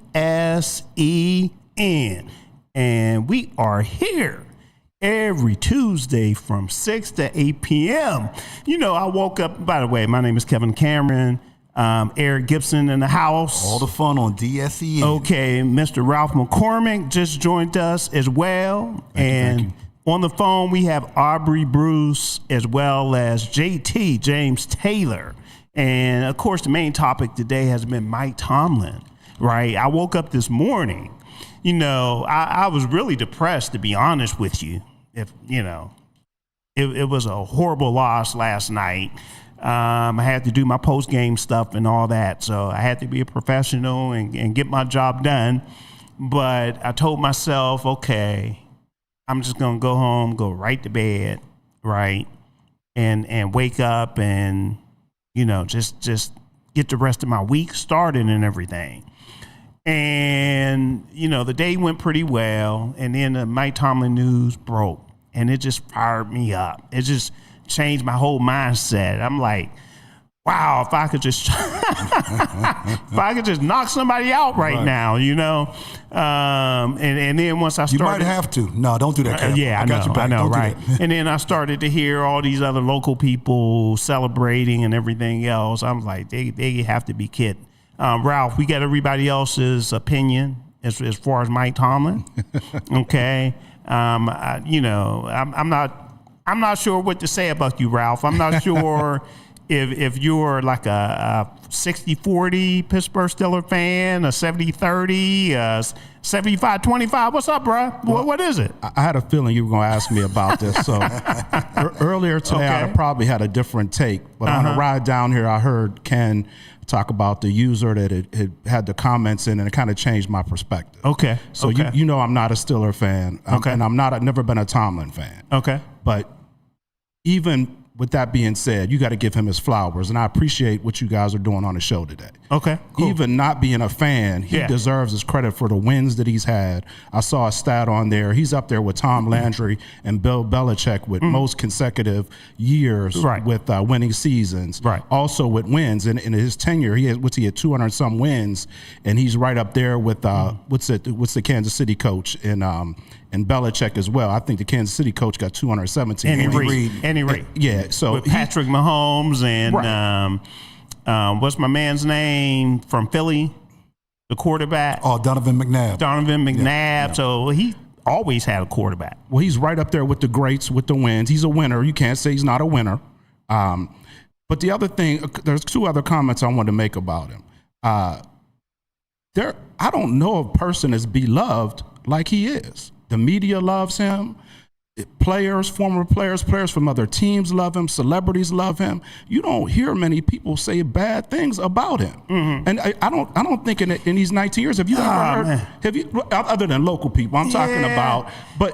And then the other thing is, has he ever lost the locker room in the 19 years? Never lost the locker room, and I'll let Aubrey talk about that a little bit more as well. But you're about to touch a nerve, Ralph. You are, man. You're bringing it. You're bringing it. I appreciate it. You're touching a nerve, man, because of what you mentioned about the guy that talked about the DEI. Yeah. Okay, that particular situation, and also something else that you mentioned when you were talking.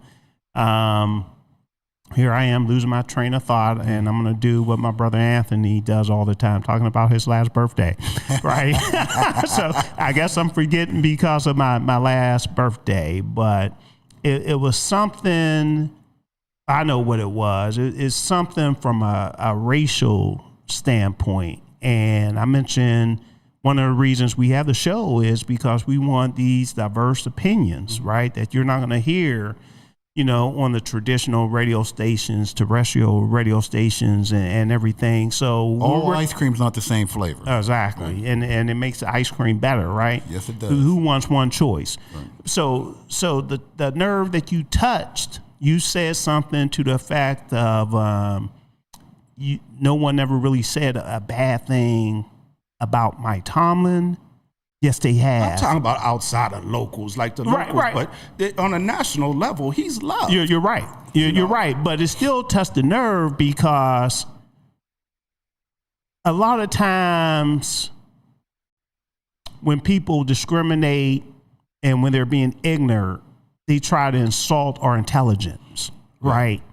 And where they go with Mike Tomlin, they try to insult his intelligence by saying, I'm sorry, I had Aubrey and JT on mute. Were you all able to hear the conversation, fellas? Yeah.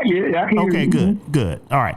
So where I'm going with this is there's a lot of passive aggressive Steelers fans out there that kind of use wink messages, and what they do, they'll say, I wouldn't want Mike Tomlin as a coach, but I would love him as a neighbor, and he's an orator, right? They try to insult his intelligence by saying, you use these big words, but it's not about. You don't know where to place them. It's not about using big words. It's about being effective, and he has been effective, like you said. He never had a losing record, and a lot of people poo-poo not having a losing record in the NFL. Not having a losing record in the NFL is huge. That is huge. Another thing that comes out, Kev, a lot of times with coaches, very tan coaches, you know what? They're great motivators.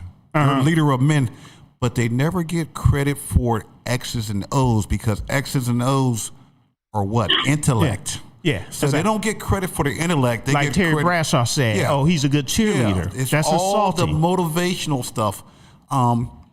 But I know people that have been close to him.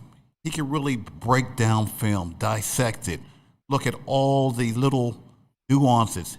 He knows football. If you never had a losing record, right? You know a whole lot. Right. But he just he's a motivator. Yeah, JT. So when the news broke earlier, and I've seen it on TV, one of the most respected guys, probably, when it comes to this, is Adam Schefter. Okay. Okay. And he said something today that I thought about it, and I said, "Damn, you're right." He said, "Everybody, pay attention to this because what I'm about to say is historical." He said Mike Tomlin not only, surpassed what everybody thought he would do from the time he got here, but he said this man has created history. He said, if you can tell me one coach in any sport, right, that has not had a losing season, he said, I'll give you 15 years. There are none. Tom Landry, none of them had 19 straight years without a losing season. None of them. Yeah, and not only that, go ahead, JT. He said, you've seen it, it's history, and you'll never see it again. Never. And check this out, JT. Not only, this is really for everybody, not only did he not have a losing record, I need to look up. It's very difficult to not have a losing record when you open up seasons 1-5, 2-5. You see what I'm saying? It's not like you start your season 5-1 and never have a losing season. Ask the Baltimore Ravens right now. That's right. How that feels being 8-9. See, I pointed out before, not only did the Steelers win the AFC North, but they won about 2 games. They were 10-7. You got a franchise quarterback, a 2-time MVP, and whoever's trying to call in, please use the correct phone number. Please use the correct phone number. Hey, Kev, can I throw one more thing at you? Go ahead. Look at the Steelers roster post Roethlisberger. How many coaches do you give those rosters and they do what he did? Say that again. Look at the roster. Look at the makeup of the team, the players he's gotten post Roethlisberger era. Yep.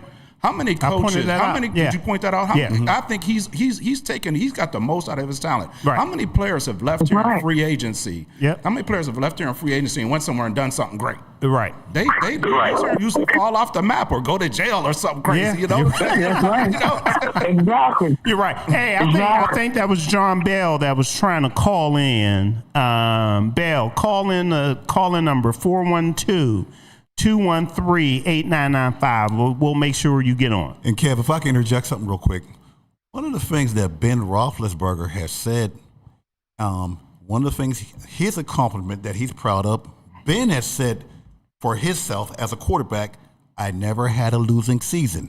So when Ben says it, it has a lot of credibility, but you never hear Mike Tomlin never once brag, I never had a losing season. Yeah. That's comes from us. That comes from the media. He's not trumpeting that, but Ben has trumpeted that and said, which is by all means, I'd be proud of never losing, being a quarterback and never having a losing season. But it's looked at a little bit different. And I'm glad you brought that up too, because number one, I think Ben threw him under the bus when he was talking about that Penn State job. Okay, that should have never came out of his mouth. Number two, you had a lot of people out there that poo-pooed Tomlin's non-losing seasons, and one of the things that they said, well, he had Ben Roethlisberger. So how long has Ben Roethlisberger been retired now? He even did it when Ben Roethlisberger was out for a full year as well. Okay? So go ahead, Aubrey. Just give me 30 seconds. And I know you guys are going to love this point. DK Metcalf was out for 2 games because of some things he did, right? But Ben Roethlisberger was suspended for the first 6 games of the season because of so-called alleged immoral personal behavior, right? Now, when you look at the structure, when white coaches are hired, and believe me, my first wife was from Ireland, so it's not about race. But when white coaches are hired, their employment is always based on, quote, confirmative action. Affirmative action means you continue and maintain the status quo. Affirmative actions, and this is my definition, affirmative actions are sporadic and feeble attempts to establish cultural recognition and normalcy. Okay? Now, the thing about Mike Tomlin, he was sort of mediocre in not winning playoff games, but like I said, Tom Landry, Don Shula, none of them had a record of 19 straight seasons without a losing season. And they were the supposed greats of all time. None of them. Got you. All right, so we have you may get it, hey Kev, you may get it like in college basketball. Excuse me. But in the professional ranks, like you said, you've seen it, he made history, and you'll never see it again in the professional. I'm glad you brought that up, JT. Definitely. All right, we have a caller on, Mr. John Bell. What's up, Bell? Yo, what's up, Cam? What's up, Gil? What's happening? Hey, JB, John Bell. All right. Now, Bell, hold on a minute, man. Hold on, bro. Where were you a few days ago? Oh man, I was St. Croix, Dominica, San Juan. Yeah. Oh so man, are you still? Do you hear something? Are you still there, or are you back?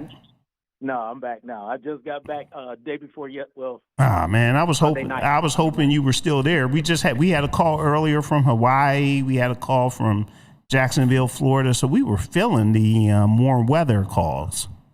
I was there even before the Baltimore game, and I ran into about 30 or 40 Steeler fans, and we tore that place apart.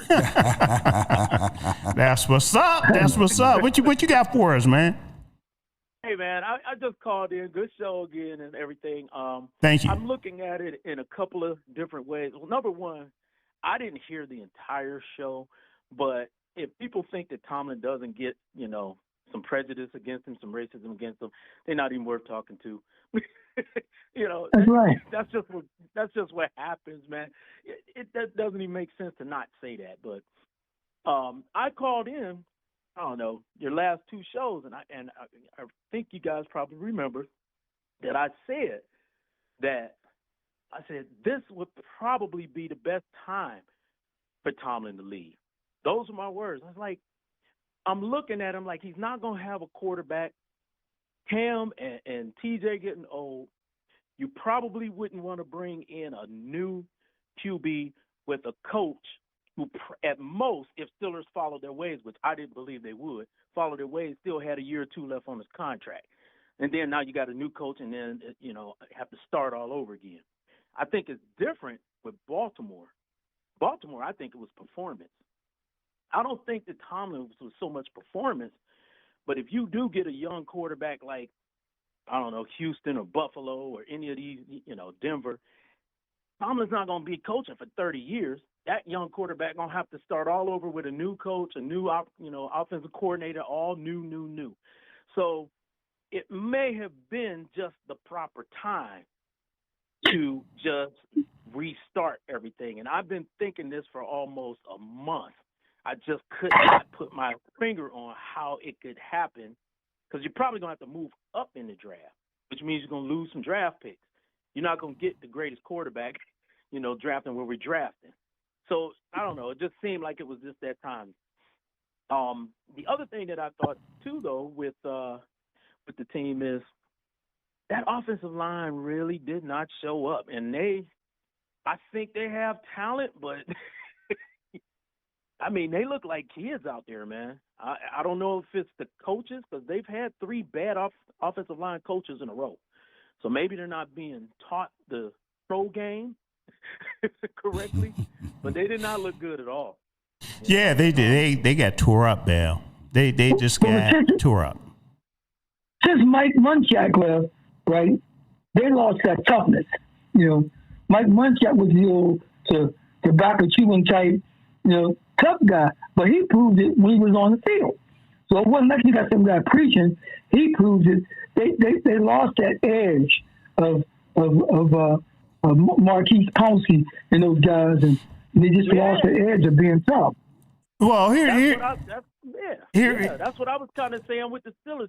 I think people think Steelers do things the same old way, but I told you on the last show, the Steelers are the most innovative team in NFL. We went from 4 down linemen in the 70s who sacked the quarterback And then they were like, oh, well, they run it off tackle with Franco Harris and Blyer. Then we came out with Swan and Stallworth. We went from a 4-3 to a 3-4, right? We went from slash to QB, right, to a playing wide receiver, Neil O'Donnell, and we followed it up with Randall L. Then we came in with a mixture of all of it with Ben Roethlisberger. The Steelers then we had the Killer Bees. The same old. We had the Killer Bees. We had the Blitzburg. People think that the Steelers do things the same old way. We are the most innovative team in the league, and it's time to bring some innovation back because the rules have changed. Let me say this, and we're running short on time as well. Steelers offensive line, they're young. Oh, yeah. I have confidence in the Steelers offensive line. I think we need a new. All of them, Kev. You have confidence in all of them, or just? I do. I have confidence in Broderick Jones, who's been hurt. Okay. That's right. Dylan Cook stepped it up, and one thing about Broderick Jones too, I think he has an option year that's coming up that the Steelers need to deal with. Okay. That's right. Isaac Seumalo now he's a question mark. He's a question mark. Mason McCormick, the right guard. Troy Fontenot, who just got tore up yesterday. I still have confidence. Oh, yeah, he got tore up. Zach Frazier, the center. He's a beast. Okay. I think it just comes down to coaching, having a right coach. The coach, they went up against the number one defense in the NFL. I mean, they had 2 edge guys that had double-digit sacks. It's not as though they didn't do this to other teams. And you had a 42-year-old quarterback. Okay, that's right. That couldn't move, but we're running short. We're running short on time. We might do a 10-minute overtime if I could keep people around. Bruce Arians, Kev. Bruce Arians had what many people was in terms of their offensive line. He had what I call rotating chippers. Because you didn't know whether the halfback was going to chip somebody from the left or right defensive side, depending upon the formation and depending upon the play. And I didn't see the Steelers offense, Arthur Smith, of course, he wouldn't know what that was, but, Hey, he Aubrey, was not innovative. I agree with you on that. And the thing that I say about that is I know we blame the offensive coordinator, and I'm definitely not a fan. But maybe, just maybe, that's why they kept so many tight ends, because they weren't confident with that offensive line. No, who keeps that many tight ends? Arthur Smith. Arthur Smith. That's right. That's crazy. Yeah, that's Arthur Smith. We knew that when he came in. Tight ends out with Washington being hurt, you can't block. So I think somebody, maybe it wasn't Arthur Smith, but somebody realized we're in trouble. We can't block anybody. Well, I think, JB, I think the beginning of the season, the offensive line was horrendous. They did improve. They did. But when they went up against this stellar defense, this was a very athletic defense. Our offensive line, defense. They don't do they don't do well against athletic. When I say athletic, the guys that are fast, quick, can jump. I thought they did improve, but there's definitely more room for growth. No doubt about it. Here's the deal, too, fellas. I said we're running short on time. I did get a text that wants us to go over because they're saying it's a great conversation. So for those of you that could stay past 8, let's do it. Let's do overtime. Let's roll. Of course, it's a great conversation, man. I called in. Hey, I hope the ratings indicate that as well. You hope the ratings reflect that? Exactly. And Mr. Bell brought some of that St. Croix touch to it. Yeah. So you called in, but I was your point man, brother. Hey, Aubrey, great. You dishing the rock well, man. Great with the assist. And I'm gonna have you on for this, Bell, right? Because one of the topics I have down for us to talk about, and I'm going to start with you, Bell. Give us the areas of this team where we don't need to do anything because we're good. That we don't need to do anything? Yeah. I would say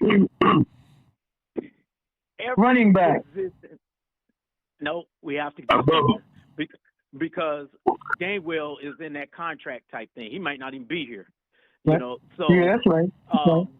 If I was to say the least position, and I'm kind of a little upset with that, is linebacker. That's where I was going. Yeah, definitely. Linebacker, I think is the strongest. He has a lot of tackles, but he still makes a lot of tackles. Now, linebacker, I would start as the least amount, but everybody else, man. Yep, I agree. And let me say this. Let me say this, because Bell, kicker, yep. and Bell, I think you've been on this guy's back, right? But Yolanda's still listening, and she I think what you said, Ralph, about give Mike Tomlin his flowers, which we need to do. We also need to give somebody else their flowers, because this dude's been beat up, okay? And he's improved game after. Joey Porter Jr., man. Well, I think I mentioned that last week when I called in. Oh, yeah. Junior has been handling his business. He has. He's been handling his business. Yeah. But as far as right. So what happened with Nico Collins? How come they didn't put Joey Porter on Christian Kirk? That's a good question, JT. Because once they put Joey Porter on Christian Kirk, Nico Collins is going to blow up. That's how. No, once he went out. Nico Collins went out. Once he got hurt. After, you're right. Yeah, good point. Yeah. Good point. I forgot about the. I forgot about the injury. Porter has kind of upped his game, but just because you don't get called for the penalty, don't mean you're not holding the guy on the waist. They're not going to call every time he goes out on the field. He's always close to the guy. There's never a doubt that he's not close. The problem is, at any point, even if you watch the replay of this game, you're going to see that right hand or that left hand around that waist. And I think teams kind of set them up. These guys are smart, man. If I'm an offensive coordinator, I'm going to run that crossing pattern all day on them. But he has been getting better. That's my point. He's been getting better. A lot better, I believe, and that's good to see, because that says that the coaching is working. So you're saying linebackers, Bell, Aubrey. What do you say? Different than Bell? Area the Steelers are good at. But I see that, but the point is unheralded, and I think everyone jumps on the bandwagon when it comes to the quality or non-quality of the Steelers' young offensive line. And there are some errors and there are some flaws. Yeah. But these is a couple first rounders and one second rounder. I can't guarantee much because I'm not a prophet. But these guys are getting experience. In a year or two, he's going to be an all-pro offensive line. I agree. And let me give you all another position. And, Bell, you brought it up. Okay, I think tight ends, too. I think Jonnu Smith needs to go down the road, right? Because he's been a disappointment. Go down the road and not come back? You think tight ends is the spot that doesn't need help? Right. I do. Think it does. I do. It does. Because Pat Frymuth has been, you could look at the top, because Pat Frymuth has been underutilized. Severely. No, that's not how that works. It might be underutilized because you can't get open. No, that's not the case, Bell. That is not the case. The same thing. It's Arthur Smith's schematic. The problem why Pat Frymuth is not getting open. The same ball. He is getting open. Why is Washington getting open? He is. Why is Washington getting open? Because he's the biggest human being on earth? Washington can't help but get open. No, I'm not saying when Washington ain't open, he's open. I'm not saying that he's terrible. I'm just saying that if you look at these tight ends today, the kind of tight ends that they're coming in with today, they may be a little bit smaller than Frymuth, but they're kind of like just big wide receivers. And Frymuth don't have no move, and he can't break tackles. That's right. No. He don't have exactly. Frymuth gets results. I don't care. That's just me. JT, what about you? Tight end that Dallas Cowboys had about 6 or 7 years ago. What was that dude? Jason Witten. Yeah. Jason Witten. He was effective. Ralph, was he effective, Ralph? Yeah, absolutely. Yeah. No, that's why they make the playoffs. But see, guys, here's the thing. What you're failing to realize is everybody you just said, Jason Witten, those guys all had other guys on each side of them that could do whatever. I mean, they had teams. Right. They had number one receiver. They had another number one receiver, what they call two. I mean, but these guys, look at that, whatchamacallit. He's a perfect example. He's not the fastest guy in the world, Matthew Stafford. Put people around him. Right. Put people around him. And that's a good point. You know what I'm saying? And that's a good point, JT. Right. But do the Steelers really have a number one wide receiver? Is DK a number two? No. I mean, I think that goes a lot to say because we talk about Freiermuth not getting open, which I did see him open in the middle yesterday. Yeah, being at the game because sure I flight on him. Yeah. But I see DK.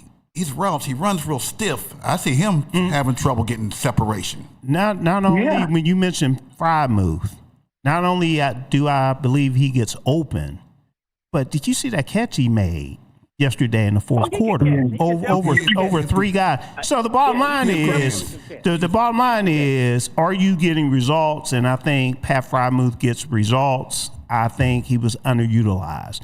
Matter of fact, I personally think there's a lot more better tight ends. I mean, I'm not saying they're not better, but when you take a look at when you take a look at the Steelers roster, okay, the Steelers have an offensive problem. Okay, so that's like every team. What about Trey McBride with the Cardinals or Brock Bowers with the Ravens? Yeah, but we're talking about we're talking about the Steelers, and the question was they don't have other players with them, but they kill it.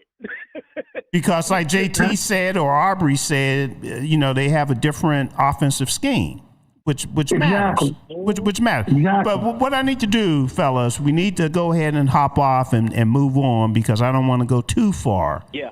Into overtime. So appreciate the call, Bill.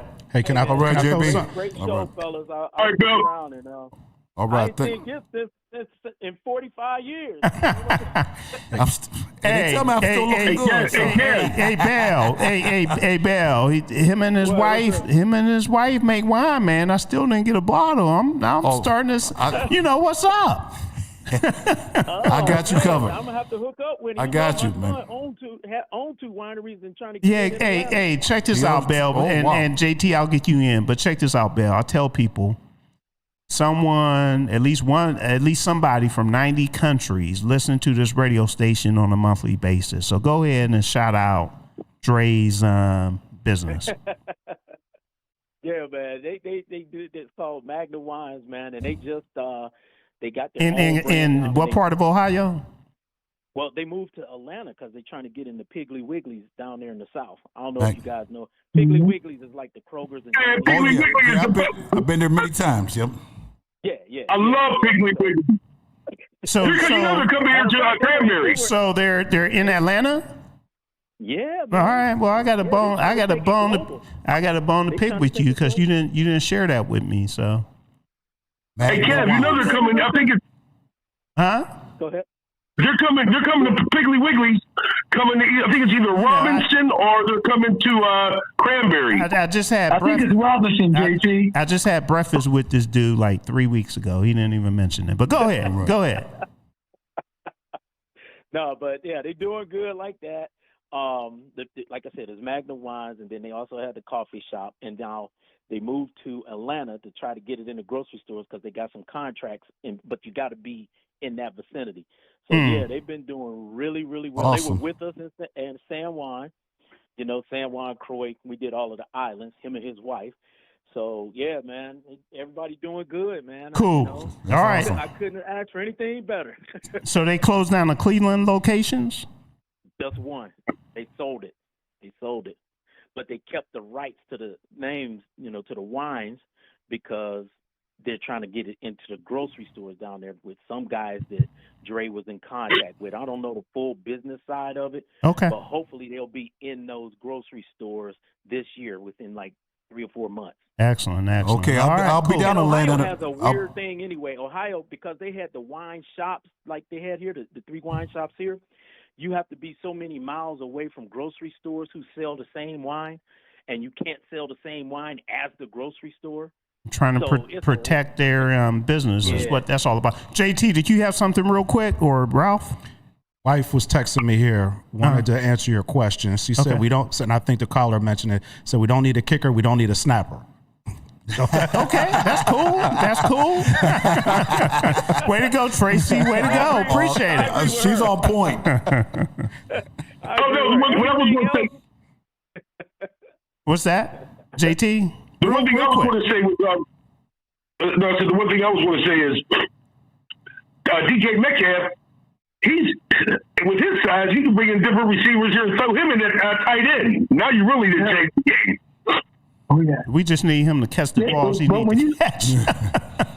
All right, Bill, we'll let you go, man. Yeah. All right. All right. JD. The DJ in there would be like Kyle Pitts. All right, Bill. All right. Yeah. All right. Catch you later. Take it easy. All right. All right. Cool. All right. Real quick, everyone, and Aubrey, I'm not sure if you need to drop off as well. Oh, I'm here. You're good. Okay. All right. College football championship. I want to hit that real quick.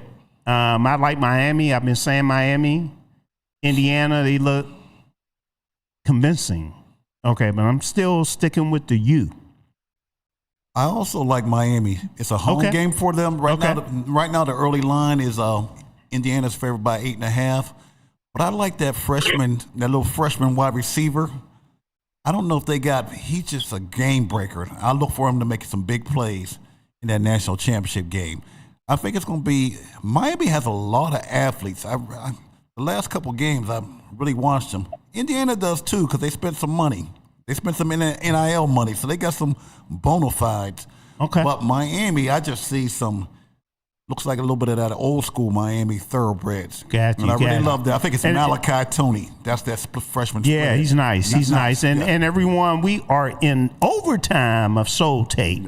Now I gotta pull my Lee Corso and say, now wait just a minute. Okay. Now I wish I had my hat to put on here, but Indiana's hot.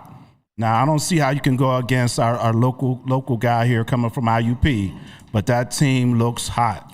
I mean, they're playing with a lot of confidence. Miami's on a come up, but or is this the year they gonna get there and be back? Is he coming from Miami? I think his son is at at IUP.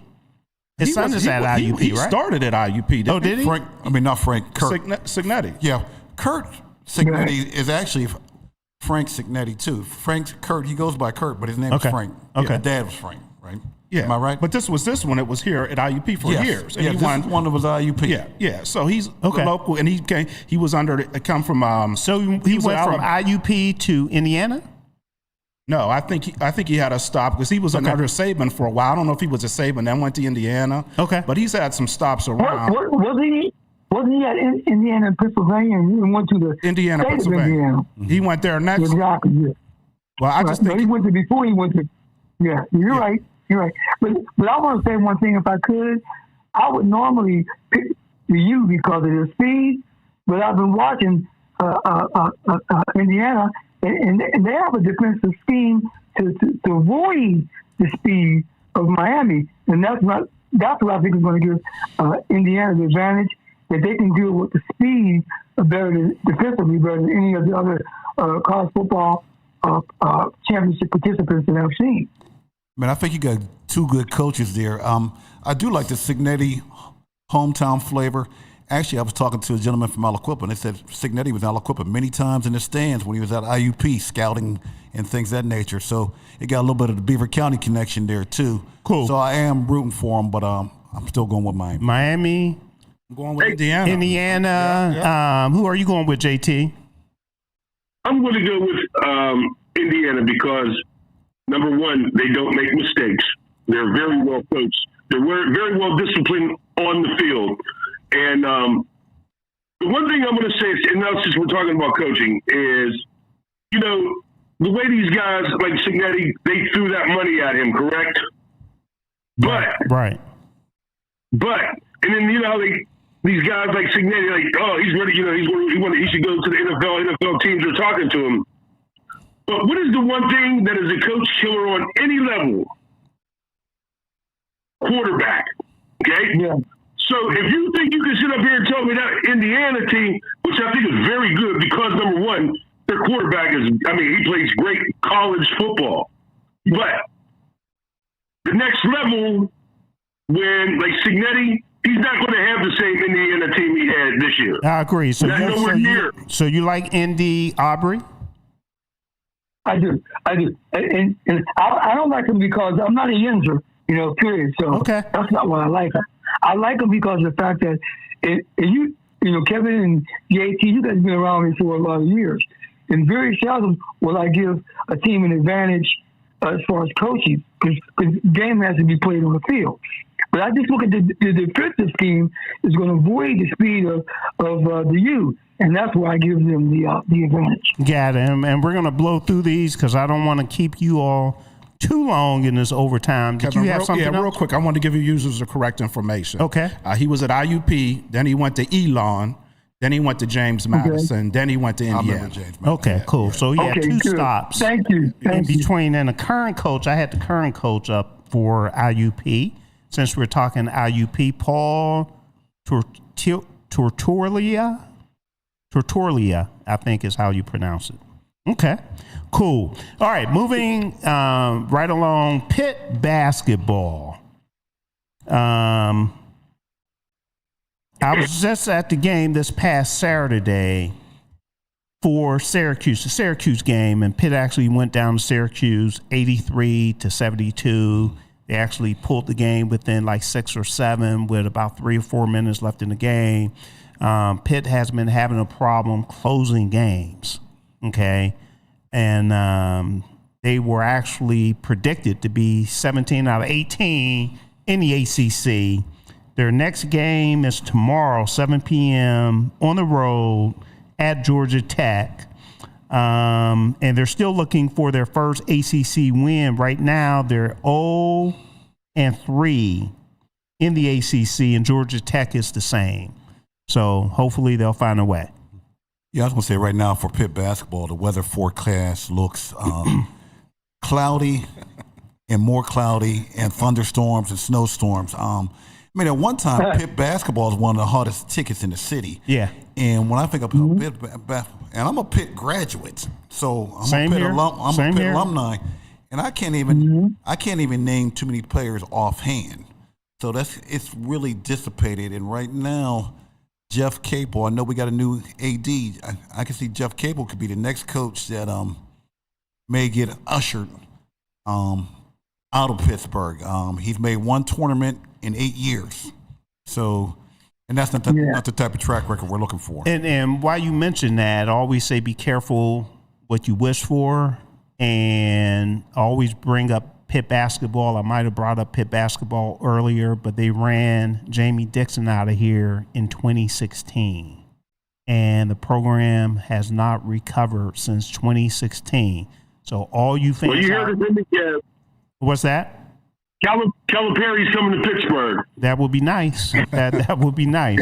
So watch what I tell you. All the Steelers fans that pressured Mike Tomlin to leave, hey, you never know. I know the Steelers are good at getting head coaches, but this right here is different. And a lot of people don't know when Capel. It's gonna be the Tomlin curse. When Capel got hired, a lot of people don't know this.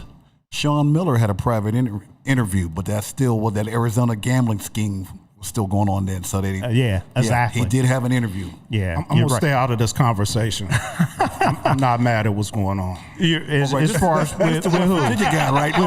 With Pitt? Yeah. Right. Okay, I got you. All right, moving on real quick on the NBA before we get to the real reason that Ralph McCormick is in the house. Okay, Ja Morant. Okay, the trade deadline, I think, is coming up February 5th, 4th, something like that. His name has been thrown around many times. I wouldn't touch him, me personally. 100%. Yeah. 100%. He's an idiot. 100%. I wouldn't touch him unless Coach Tomlin was his coach. Mike Tomlin might be able to reel him in. I feel you. Now, we all know the same players. I don't care what sport it is. The players that get hurt, they get hurt. The same players. Okay, so Anthony Davis. Anthony Davis? There we go. There we go. So he will be out the next 6 weeks. Talking about hot tub days? 6 weeks. There you go. For Dallas. I don't want to go too much into the NBA with the interest of time, but I just wanted to give a few quick updates in that regard. Now, I hate to say it, but the Steelers lost yesterday, 30-6. However, if you ask me, the NFL should really shut down. But that's not that's not how it works, unfortunately. So the playoffs move on, and we're going to pick some games here for what remains. I haven't even checked to see, we have another challenge going on, which is the playoff. Yeah, I can tell you how those standings are going right Yeah, now. can you? Yeah. Are you reading it? I know who's in first. That's all about I know. I don't know. JT, do you have that right there, JT? No, but I'm sure I'm in first place when it comes to the playoff challenge. All right, well, Ralph, he's over there talking about he's in first place, so we're all looking it up here. I can show it to you. Hey, man, look, Kev. If something fell off the shelf and hit you in the head, you probably think different things too. You know what I'm saying? All right, here, I got it for you here, Kevin. Okay. I'm in first. Who's in second? Who's big bad brother? Oh, that was. Oh, I'm up in second. Is that you? Big bad brother. Okay. Yeah, that's my I'm a playoff type guy. So there's three tied for second. So there's you, Kevin, right there, and then who's out right there? I don't know who. Three tied. QE11PI. Yeah, that's my cousin Ronnie. Oh, that's Ronnie. Okay. Yeah. Okay. So there's three tied for second. Yep. Okay, youngsters, I'm going to say something. I'm always going to be in first place because I don't play. But I'm going to tell you one thing. I'm looking at my only pick of all the playoffs is going to be Houston's going to smash New England. You think? Wow, interesting. Interesting. Okay. I don't know. On the road. I tell you what. All right. So what we'll do, and hey, Kev, I might not have came in first or second place, but I did stay at the Holiday Inn Express last night. Hey, are they paying us? Are they paying us? Right. So you don't need to mention them. It's basically what I'm saying. Well, mention them, Kev, because they might end up paying you in the future. We need to work that out first. Oh, yeah. All right, everyone. If you're still sticking with us, we are in overtime of Soul Tape. We normally do 6 to 8, but hey, we had a lot to talk about today, so we wanted to make sure we got everything in. Now we are winding down. We are about to make our picks, but before we make our picks, we should move on to the postseason until we close the regular season, right? And we want to present, and my wife, Francine Cameron, I was hoping she would be over here so she would be able to present the gift. Okay, can I say something? So, babe, if you're listening, shut the phone down. We're not taking any more phone calls. Come on over so you can present this gift to Mr. Ralph McCormick. Go ahead. I think I spoiled the surprise. Well, you open up that door, the chips are right there. I saw the new Mercedes outside. I didn't see a bow on it. I thought that was excessive, but I'll take it. Yeah. Well, let's see if you get a key. Hey, Ralph, that's how they roll a DSCN. Is that how they roll? And just to fill everybody in, before we present the prize, this was the NFL Pick'em. We don't do spreads and all that stuff because I'm not a bet man, right? We like to do things straight up. Just pick the games. If there's 16 games, every week we pick them, okay, for all 17 weeks. It doesn't take a whole lot. It's a lot different in fantasy. You don't have to worry about putting players in and out. You just follow the team. So we've done it with the bracket for the NFL playoffs. We'll do it again for March Madness. So we get to take on Ralph for March Madness as well. So we'll see how things go. But I'll have to say, Ralph, congratulations. Thank you. How low down were you at any given time? See, now you sound like my wife. When I took the lead with like 3 weeks left, she said, "Well, welcome to the party. It took you long enough to get up there because y'all were up there first for a long time." I'm glad because she was in first for a little bit too, right? Yeah, for a long time. Yeah, she took it serious. So what happened? Did you start copying? See, now you've been accusing me of that all season. I heard he's looking on his wife's picks and then making his picks. Look, I'm gonna tell you about Tracy. The games could be locked in, and she wouldn't tell me who she picked. She was that serious about it. Are you sure? The game would be locked in. The game would be in the middle of the game, and I'd say, "Who'd you pick?" I'm not telling you. You can see when the results is over. Okay. So she was serious about it, and I was not. I had always picked before y'all. Had my picks in, didn't change my picks. Okay. And obviously I did because my scores was different. Are you sure? My scores was different, so I wasn't copying y'all picks. I don't know. I don't know, Gibbs. I don't know. We might have to. We said this before. We might need an investigation. We might need to investigate, but in a way, it's good that Ralph won, even though he's a West Virginia guy. Mountaineers. I don't know. That's what it is. Yeah, it's been a tough year. It's been a tough year when it comes to Pitt and West Virginia. But Kev, I must say, if you'd have won it, you might not have been able to fit in this room. They had exactly. I mean, in a way. So I got. I won. I did win last year. I know. I did win last year. It took you a while to be able to fit back into the room. Yeah. So I noticed when I took the lead and they would do the rundown. They'd always skip over my name, talk about they talk about the 4th and 5th place person. My name got less and less. So what I'll do, I have a gift here, everyone. Even though it was an NFL competition, we rep all the local teams. As you see on our cameras, we have a little bit of Pirates, Steelers, Penguins, we mix it up. Pitt, I even put West Virginia up there. Absolutely. After West Virginia beat Pitt in the football game, I said, this will make Ralph happy. Thank you. I need something a little better, though. I'm going to get you something. I'm okay. Get you a big all right. And then I had Major Harris in here as well. So, you know, there's some good things about West Virginia people, you know. But here you go, Ralph. Thank you. Right. To the victor goes the spoils. Congratulations, Ralph. Right. If you want to open that up and let people know, turn it around because that advertisement, they're not paying us. Turn that thing around. There you go. Yeah, there you go. You wanted that. Yeah, he's official. Got the flag for it. Can all the viewers see that? Well, on that camera. Just put it in front of that camera real quick. So they could actually see it. Yeah, there you go. The hats. See how we do here at Pittsburgh's DSEN?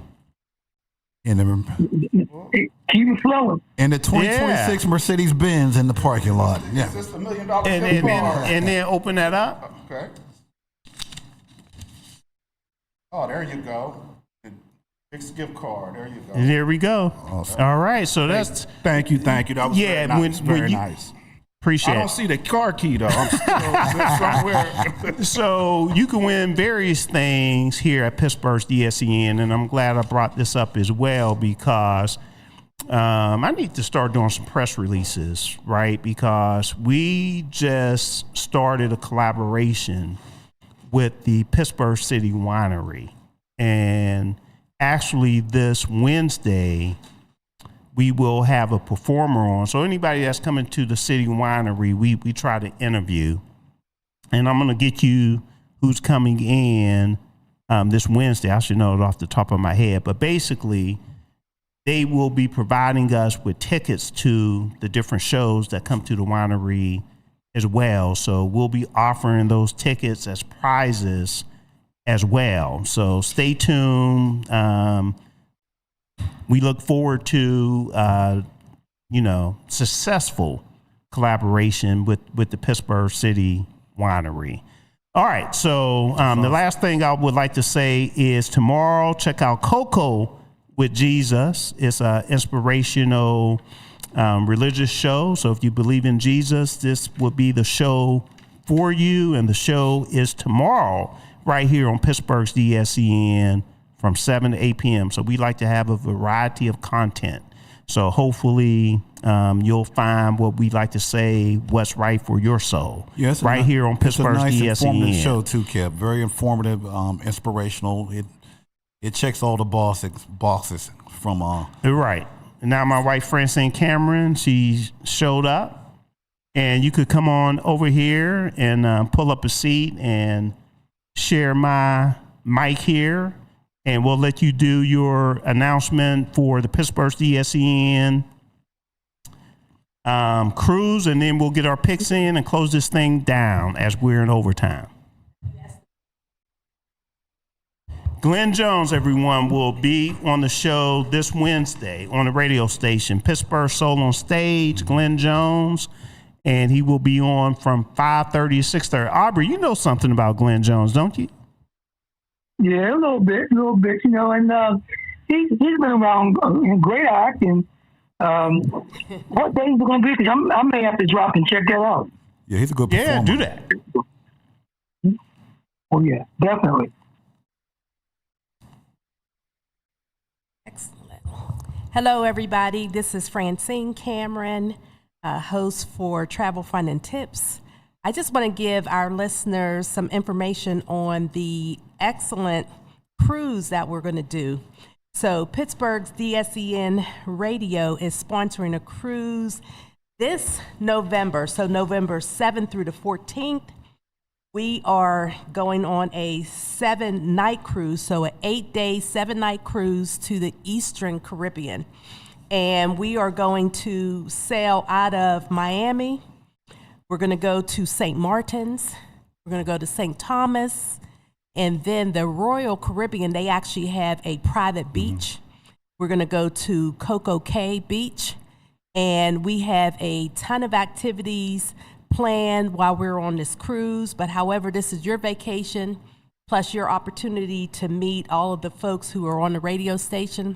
And so you can do as much as you want or as little as you want, but we are asking for all the folks who are our listeners and those who are affiliated with our listeners to come and have some fun.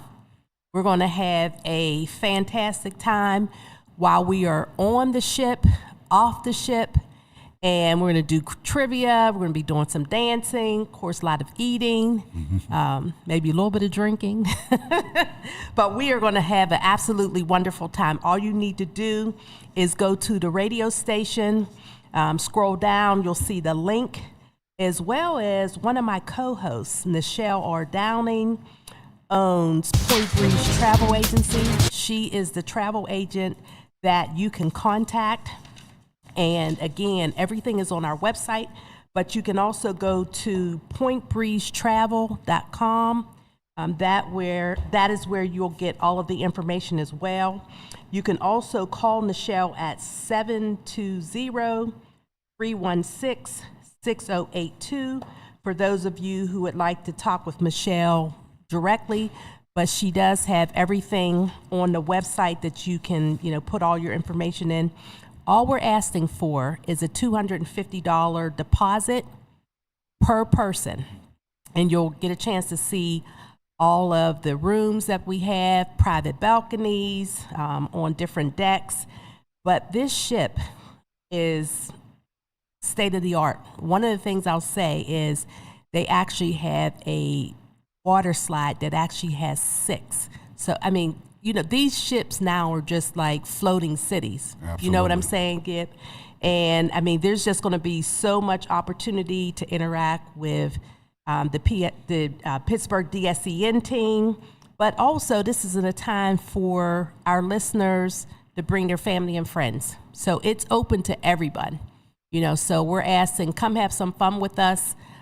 We know that the ship is going to be great. We're going to have some special tours. One that I'm very excited about. For me, I've always wondered, how do they operate these ships? What's the background to it?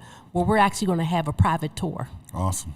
So there's going to be plenty for you to do, or if you want to just kick back, it's your opportunity to do that as well. So please go to our website, www.pghdsen.com, or go to Point Breeze Travel. All of the information is there. So we already have people who've signed up. Somebody asked, can they do payment plans? Absolutely. All we ask is for you to put your initial deposit down, $250, and then you can make payments up until about a month before we sail. So thank you for giving me time, and I'm still not over about Tomlin, but it's all good. Thank you guys, great show, and thank you for going beyond the 8 o'clock. It was needed. Excellent. I'm glad you liked it. Thank you, Forte. Yeah. That cruise will help you get over it. They said thank you as well. Thank you. Yes, definitely.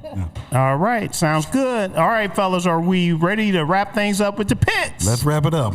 All right, here we go. This is the divisional round for the NFL. And let me make sure I don't have this music too loud. Yep, probably need to turn it down a little bit. We'll see. So we should be good there. You don't want the music to drown out our good picks here.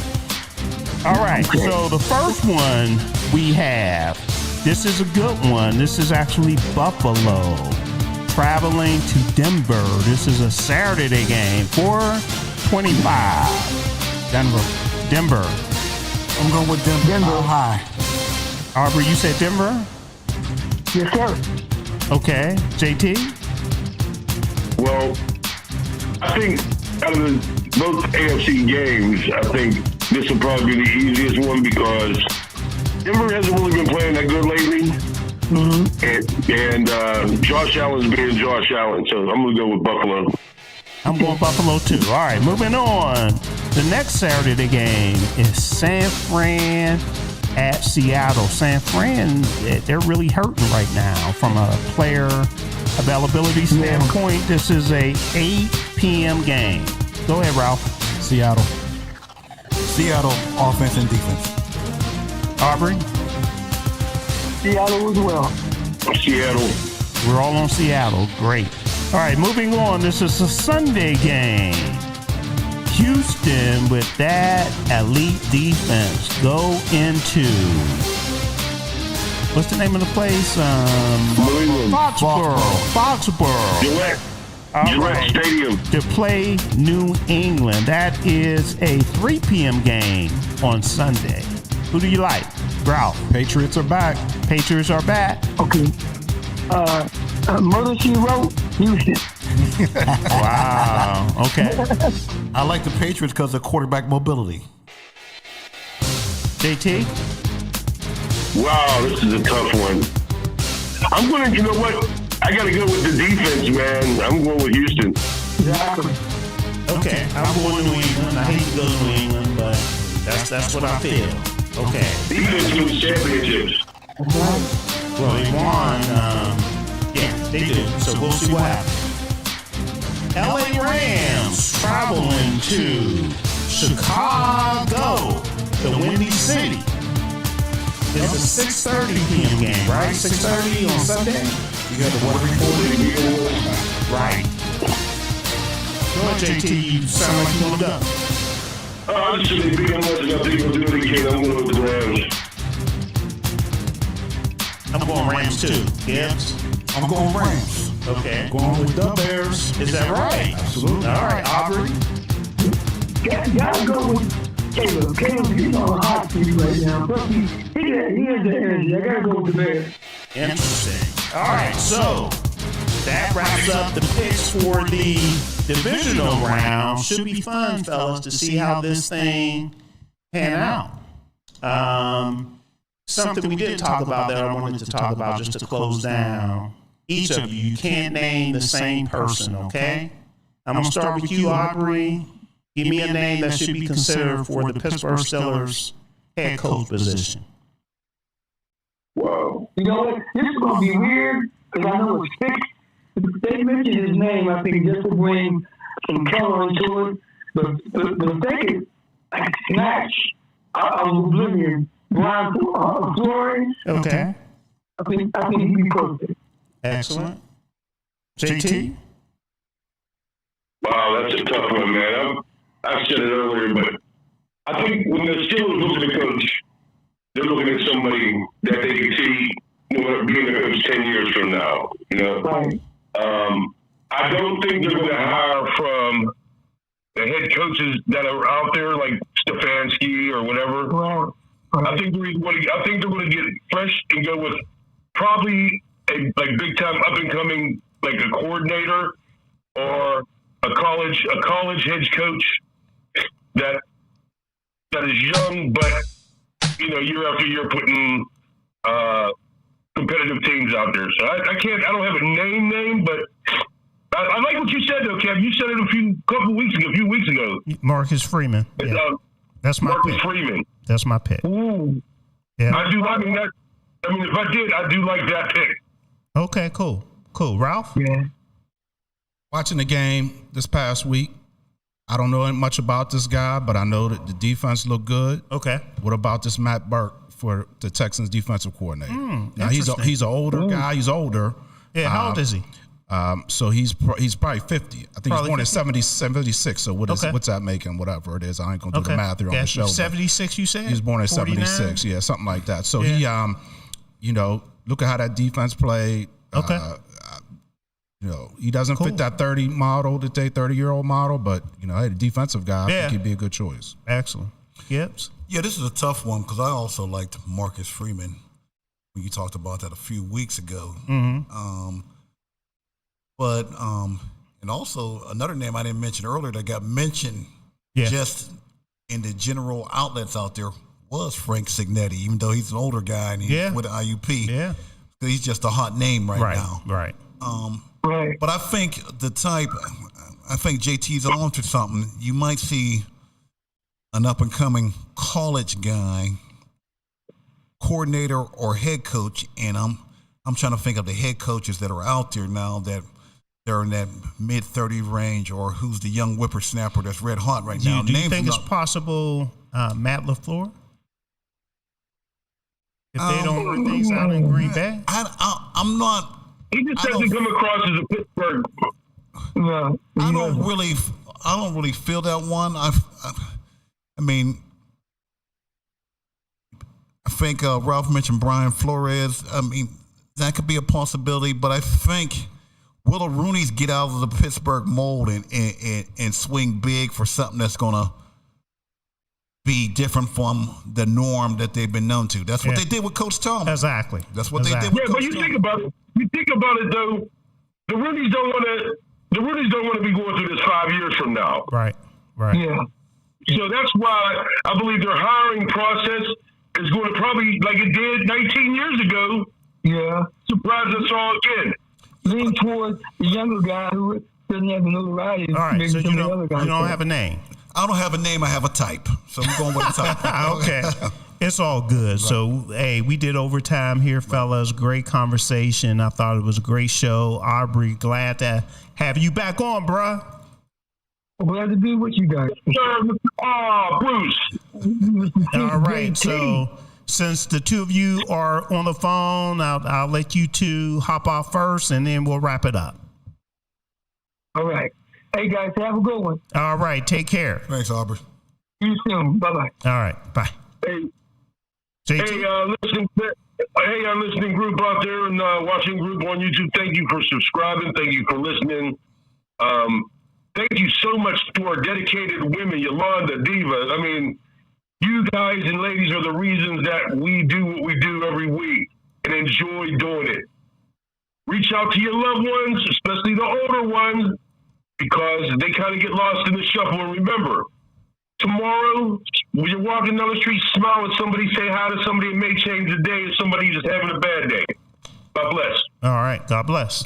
Catch you later, JT. Yes, sir. Hey, I didn't know he still had more to say.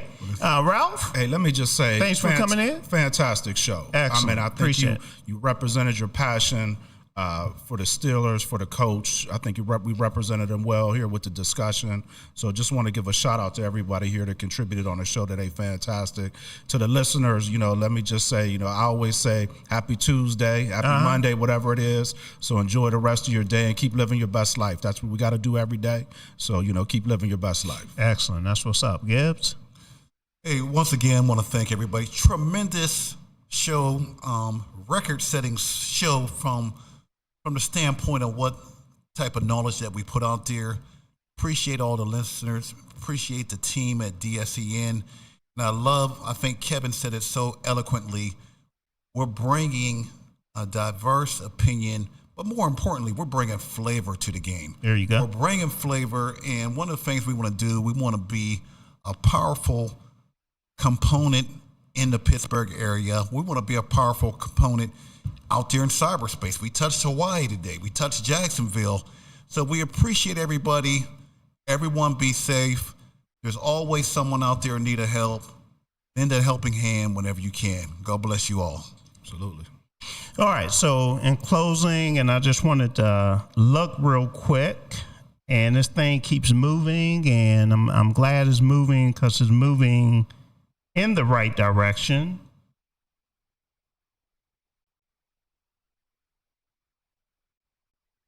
All right. So as of today, number of YouTube subscribers, 46,662, which awesome. is fantastic. And we appreciate all of you out there that subscribe. We're still fairly new as a radio station, Pittsburgh's DSEN. So please share, please watch our content. We put Pittsburgh sports content out there on a daily basis because content is really key. You know, we need to have good quality content, and that's what we try to do. So we appreciate everyone's support on a YouTube channel, and that's not even counting the radio stream. So we're doing a great job on the radio stream as well. Please listen to the radio station. It's 24/7. Please take a look at the radio schedule, okay, to let you know everything that is coming on. So as we like to say, there should be something that is right for your soul that we provide. Pittsburgh's DSEN. We're going to go ahead and sign off, and everyone, please continue to be blessed, and we appreciate you so very much.